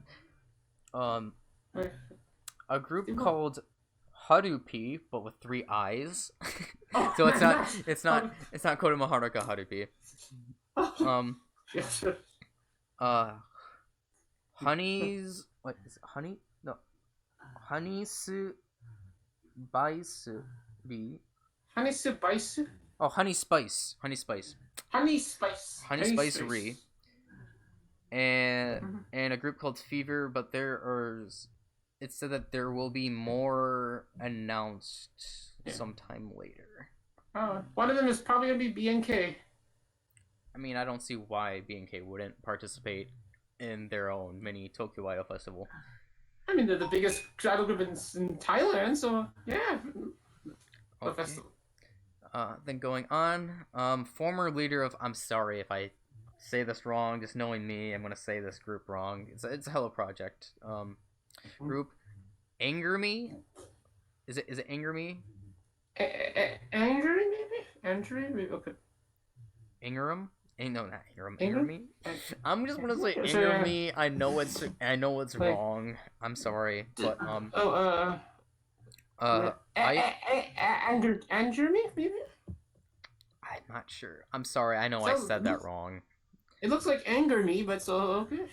I know that my one friend is a fan of this group, but I forgot how it was pronounced, so I'm sorry that I don't remember. Yeah, currently pronounced says clothing line Anjibi. So it could be that Angry Me. Well, the member or former leader of the group, Ayaka Wada, has restarted activities and started a YouTube channel. Oh, another YouTube channel, yeah. Yeah, she has a YouTube channel. Then I got this. Then Minami Nomura from Kobushi Factory and Musubu Funaki from the same group, Anger Me, and / Country Girls they have resumed their activities in Hello Project after treatment for Minami Nomura for epidemic keratoconjunct. I don't even know how to pronounce that. It's a medical name? Epidemic keratoconjunctivitis. I can't say that. Conjunctivitis. Keratoconjunctivitis. Yeah, there's that. Could be anything. And then Musubu Funaki with vocal cord nodules. Oh, it's like nodes. Yeah, in your vocal throat. Gotta remove those nodes. Wow. I'll pronounce it again. It's epidemic keratoconjunctivitis. Thank you, Jerrison. You're welcome. Yeah. Then for the next part of news, all members except Ami from the group Tiptoe will be graduating little by little in the near future. Okay. She will be graduating little by little in the near future, except for Ami, and they will be starting a new generation, apparently soon. So there's that. Then Denpengumi Inc.'s junior group, Meme Tokyo, they debuted on July the 30th. Then a group, Fruit Pochette, I think that's how it's pronounced. Pochette, Once Hope crowdfunding, which started what starts Sunday, which this has already happened, so the crowdfunding already started, for a new single, a music video for the single, and a nationwide release tour. They need 1.5 million yen, or just under 14,000 US dollars. And before before the recording, I actually checked to see what the progress was. And so far, they have about 70% towards their goal, which I think it was 1.73 million yen, I believe, was when I last saw what they had for their funds. So they're almost done with the crowdfunding. So I am happy for them. Oh, good, yeah. So hopefully they're gonna have a very successful career. Hopefully. Then the group Marionette, they created a YouTube channel and started digital distribution. For like Apple Music, iTunes, I think the Play Store and Spotify. But when I pressed on Spotify, there wasn't anything on the page. Oh no! Oh. But I know that they started digital distribution. And then here's more onto the BIS news, which we were talking about before. Okay, so BIS released the new music video Doyara Zambi no Odamashi. They actually performed this song at Tokyo Idol Festival. It was the second song that they performed. However, this was just updated today, because before, when they released it at first, it was all censored. Like the whole entire video was censored. It's like it's a video we can't show on TV. Yeah. The reason why it was censored first is because they failed to reach their Twitter follower goal. I think it was a Twitter follower goal, but they failed to reach a goal. But just today or yesterday, they actually released a uncensored version, so the full music video is actually now fully up to watch. So it's officially now released now. Yes. And the music video was filmed in the Philippines. Oh, in the Philippines? Oh, we're adding more about the Philippines in this episode. Where did they film in the Philippines? I have no idea why, but it looked like it was filmed like up top of like a landfill. Like, with the garbage. Yeah, with the garbage. Yeah, and then with the garbage reason, I know that somehow that there's like shipping the garbage that was sent from like various countries, including like here in Canada, back to our area actually. There's and we that. have to. And then for more BIS3 news, this is probably because they hit their goal that they finally did, which I mentioned. But they have BIS for their Twitter. They have new profile pictures, and they finally revealed their faces. Now instead of that face with their nose bleeding, their actual pictures. Yeah, and usually, on Twitter they just usually been like censoring their face just completely, and when they did see them, they would have like these black bars covering their eyes, so you didn't really get to see what they really looked like. 1 second, Ruka just messaged me. Maybe she'll come back for all I know. But yeah, I really like this BIS lineup. Like I said before, for when we're talking about TIF, I think my favorite members so far, just based on looks. I mean, I know that's terrible to judge just based on looks, but is Musen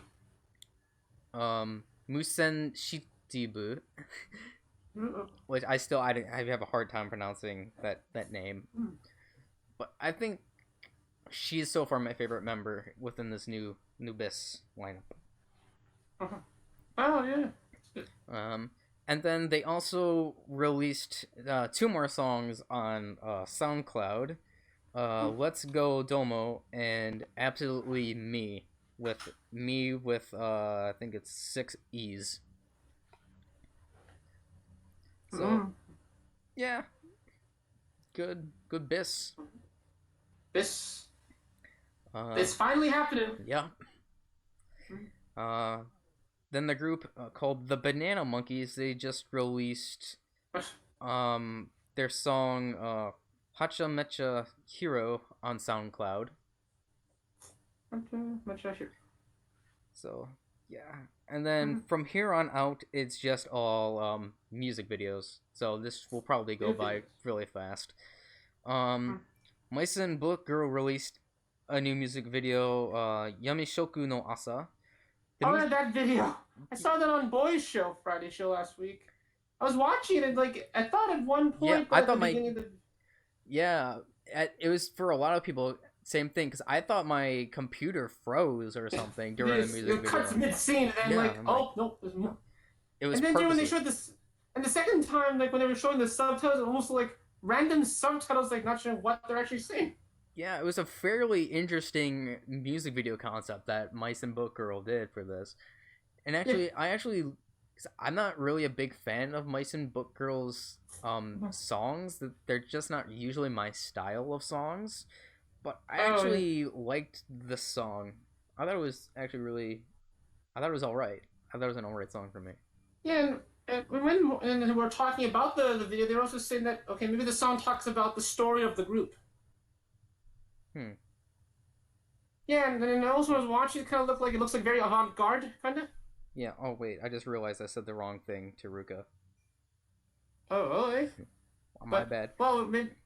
You can go on to the next one that was below. Okay, gotcha, yeah.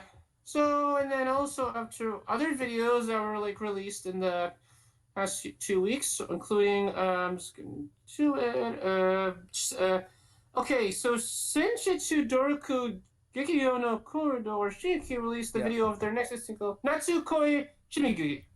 Yep. So the group, for short, is Shingeki, which is basically a combination of the first two things in their name. This is a group that I actually like when I first found them out, and I like the song. I found that the song was good. Nothing really more or less to say. I know in the previous video we were talking about this group that went on a hiatus. They're actually back from a hiatus. Urakiss from Kisby. They released a new music video called Rene after a 10-day hiatus. So, interesting name to give the music video after 10 days. Rene meaning rebirth. Just after a hiatus. So it's kind of like, I guess I can see where they went with this. Kind of symbolize that maybe it's like a rebirth of the group. Yeah. So. And then Kami Yado released the video for the recent single Grizzly no Osara Tara. Yeah, I'm not a really big fan of that music video, if I had to be honest. I didn't really like the song either. What did it look like? It wasn't really my style. It's avant-garde? Yeah, pretty much. Okay. You did the next music video. Yeah, then Renew, they released a new music video, Honey Spice Re. Honey Spice Re. Wait. Yeah. Renew? Renew. Maybe that was the group. Or wait, no, Renew is the name, I think, by Honey Spice Re. I think I mixed them up. I think I mixed up and I could be wrong. Okay. But we'll figure it out in the next part, probably. We'll clarify. Then, Up Girls released the new music video, Let's Be Lonely Together. Let's be lonely together. Let's be lonely together. So the Rolling Stones, let's spend the night together. No. Okay. I don't know why I can't remember this song. And then Kachichu released pretty much a lyric video of their Pop in Summer. Yes. But do you think that's the actual video, or that's no? It's the video. Pretty much the video. Pretty much. Yeah, I think so. Okay. Actually, I think I like that song.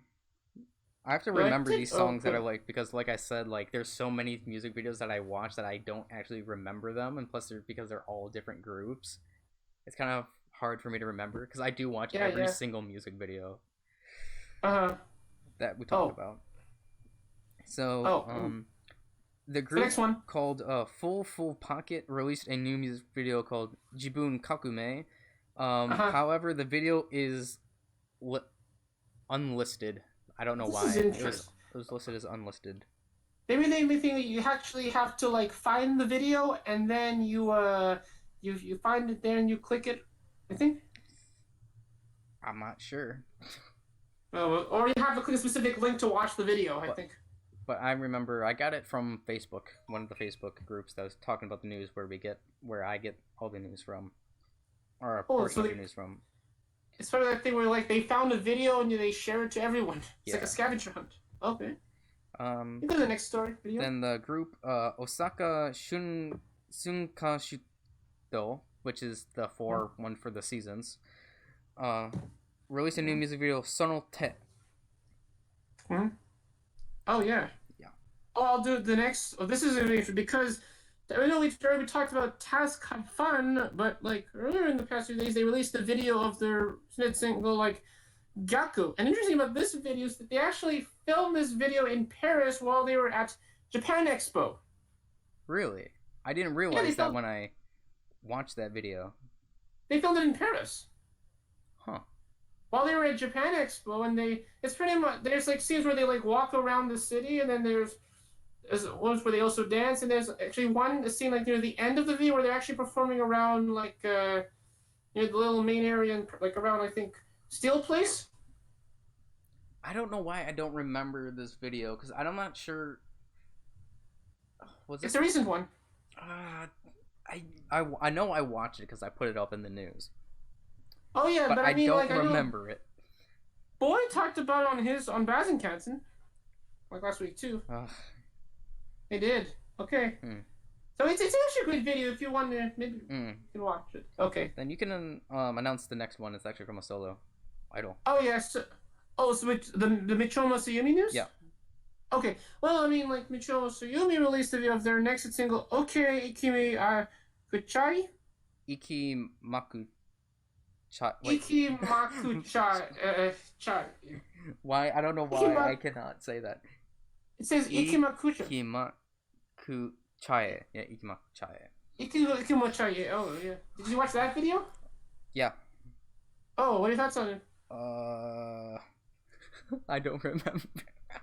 Okay. Like I said, there's so many music videos that I don't remember. Okay. So we keep on going until we get to it. So they also Soul released the video of their single Rainbow Traveler? Yes. I kind of find it funny the name of the group because as we know what SOL means. I think it's SOL. I'm not sure if it's Soul or SOL. Soul. Yeah, it sounds like Soul. But yeah, I actually thought that was an alright song. Alright. And then the group Kuso Momento L Plus released a new MV, Babel, and I really like this song actually. This is one of the songs that I actually remember. I like the feeling that it gave for the song, like the atmosphere for the song. So. Gotcha. Yeah. And then Kutei Camera Girl Dry released the video of their next single, Be There. Yes. And this is more of like a hip-hop rap kind of type song from this idol group. Wait, is this the video where they're somehow saying the F word a lot? No. Oh, no. No, but it was definitely they were rapping. Yeah. Oh, it might have been that video, yeah. They're saying like Wait, it might have been that because I wasn't sure if they were saying the F word or actually I think that is because yeah, it's the video, yeah. Yeah, never mind, it is that one. It's like they're pretty much a female rap group, pretty much. But can they be an idol group? I mean, they don't look like they're still kind of idols still, but they just do like hip hop rap. Yeah, but compared to let's say lyrical school where they're like, okay, they have some rap, but they do sing as well. Yeah. Okay. Oh, wait. So the next video is have You Melt More will release their next single, Gotcha Kaki. It was alright. Alright. It was just okay. Alright. Then the group You did the next one called Sherbear. I think it's Sherbear. released two new music videos, Hallelujah and Offline 1120. Hallelujah is a Mizugi single, or a Mizugi song, so a swimsuit song.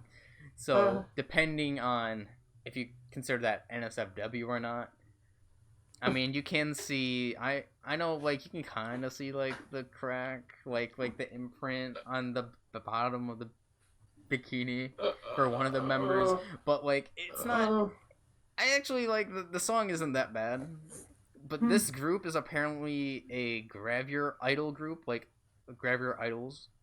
Wait, I think I might have saw them during, like, Info Center and Tokyo Idol Festival, I think. I might have saw them. I mean, they could be them. They could be any group. They're an idol group of Gravure idols. Yeah. There's a thing during Tokyo Idol. Their Info Center called the Tokyo Idol Gravure Idol Festival. Did that during Info Center too. Yeah. I think I've been there too. I said in the festival too as well too. I think. What about the other video of Offline 1120? It wasn't as good as Hallelujah, but it was still an alright song, I think. Then Fujioka Marimo released a new music video, so this is another solo idol. Moment Late. Moment Late. Yes. Okay. And then a group called All or Nothing released a new music video, Takoyaki. This group is definitely from Osaka. There's without a doubt. So it's a video. So it's a song about takoyaki. Yeah, it's a little bit wacky. Yeah. Wait, as whack groups? They were wearing takoyaki like hats. Oh, like, yeah, takoyaki. Yeah, it's kind of. I mean, I immediately knew that they were speaking Kansai Ben, because you can kind of tell. Especially, I mean, it's very apparent when they say Nanda Yonen in the video. I'm like, yep, definitely. That's definitely Kansai Ben. Oh, the joke they did it like on like the episode of Kitty where like Kaneki and I were like they were doing like kind of like the Osaka version of the show. Yeah. With the ne. But definitely you can tell they're from Osaka. So. Osaka. Like the Osaka accent. It's like the Boston accent, except it's Osaka. Yeah. And then the group Kyukyoku Ningyo released a lyric video, Salaryman Moku Shiroku. Salaryman Moku Shiroku. Is this also about a businessman? No, not necessarily. Okay. I don't actually remember the details that much. Okay. And then you can do the last news. You can do the last news that we're going to talk about. News and all as well. Senbatsu Incorporated released a video for the recent single Bon de Fiesta. Yes. I didn't actually like that song that much. Like, their voices are too high-pitched for me. Wait, as high as Reno Shiharu in the Joaru days? Higher. Oh, even like Chipmunk? Well, I wouldn't say Chipmunk level, but like they're very high pitched. Oh, okay. So the music video was like wacky once again. It seems like Gumi, like their music video, somebody's like doing drugs or something. No! Like those don't use drugs. Don't use drugs. Yeah, don't do that. But it seems like the music videos are always like on drugs. It seems like that to me. Oh, and although this is not in the news, but additional videos to add. That was also in the past few weeks, but since we're talking about this, we're like lyrical school, but they released the video of another episode from their next album, Be Kind Rewind, which will be released next month. It's called Enough Is Enough. And in this video, we see the group actually performing in a park, and they're actually performing also in a tower too. It's a great song. I mean, like with the rap and with the style of the group, and like. Yeah, it's a great song if you want to watch that video. Okay. I think the video might be only for fan in Japan only. I think because somebody couldn't find the video in their channel. Although I think like Boy was able to watch it on on Bazenkansen. Because I think it was a VPN. That's why. Yeah, so you probably need to use a VPN to watch that video. But it's a great video if you want to watch. Yeah. So that's all the idol news that we have right now. We'll have more Sunday. Obviously, we didn't talk about everything because I want to hear Ruka's opinion on some certain things. Yeah, So we didn't and plus talk get their about them. opinions on Tokyo Idol Festival, and also talk about FNS too, which is big too. Yeah, so... And for this first part, we talked for at least almost 2 hours, 30 minutes. Yep. Yeah, pretty much for the length of an episode. First, and people coming in, leaving, coming out. Yeah. First, I want to apologize for the weirdness. So okay, I have to explain this. So like when Ruka and Mike left, like I had to edit your picture thing, so it was probably looked really awkward while I was editing it. So I apologize to everyone for that. And then also I've been watching I'm starting to watch all of the Majutsuka Gakuen series because, like I've said long ago, me and Ruka have been planning to make Majutsuka Gakuen videos, and now that I'm rewatching the series, we're gonna actually start doing that after I finish the series. That includes Majimuri, not Kabusuka Gakuen, because that's not canon. Kabusuka Gakuen's not canon, so I'm not counting that. But and it will count the stage plays because the stage plays are canon. So far, I'm on episode 8 of season 2, so I'll probably finish season 2 tonight, getting into season 3. And so far, we have because I remember we were talking about doing who's the strongest member, like the strength / power level thing. We're actually doing that. I'm updating that every season that I watch. So that will be, I don't know when me and Ruka will make that video, but we will at some point. And I'll be using the tier list maker to actually when we make that video. So yeah. Can I say 2 things before we end the part of the episode? Yes. Okay, well, first I know, Robin is probably watching this episode, and I'm thinking that maybe they released their this week's of their show probably already. But I just want to, but somehow the thing is that I put Onano Kada in my dream senbatsu, and she's actually the lead member. I said in an earlier episode we were talking about dream senbatsu. Just to let you know. Oh, that was a response to my thing when Colin mentioned me with my lineup. Oh yeah. From before. Oh, but at least she's the leader in my senbatsu. But I don't think they released their episode yet because I didn't get any notification that they released to the 48 Talk yet. Oh. They might. Oh, so I know that they've been having scheduling issues with each other, so they haven't. Yeah, they didn't do an episode last week too. So interesting. Yeah, because the scheduling. Oh yeah, and second, I was gonna say this in the previous episode, but a quick shout out to Kim's Convenience Store and a great friend of mine, which I actually know, Simo Liu, who actually playing Shang-Chi in the Avenger, in the Shang-Chi. Yeah, he's so it appears that probably like the rest of the world, you're probably gonna know him by now. He's a really great person, and also do watch his show Kim's Convenience as well too. It's a great show. Okay. And yeah, once again, before I go, I know I stated this maybe a month ago, but before I leave for Japan, which will be in literally 1 month from now, exactly, I do plan on making my, I guess, idol journey so far. My idol journey so far, a video on that. And sometime towards the end of this month, maybe towards the end of this month, I will be doing another AKB sort live stream. And it's on Twitch. I can either do it on Twitch or YouTube, either or, because it all depends on which one is less laggy with the comments. Because I remember the last time I did it on Twitch, and there was actually a big gap for whatever reason. It was actually bigger than what it was on when I did it on YouTube. I don't know why.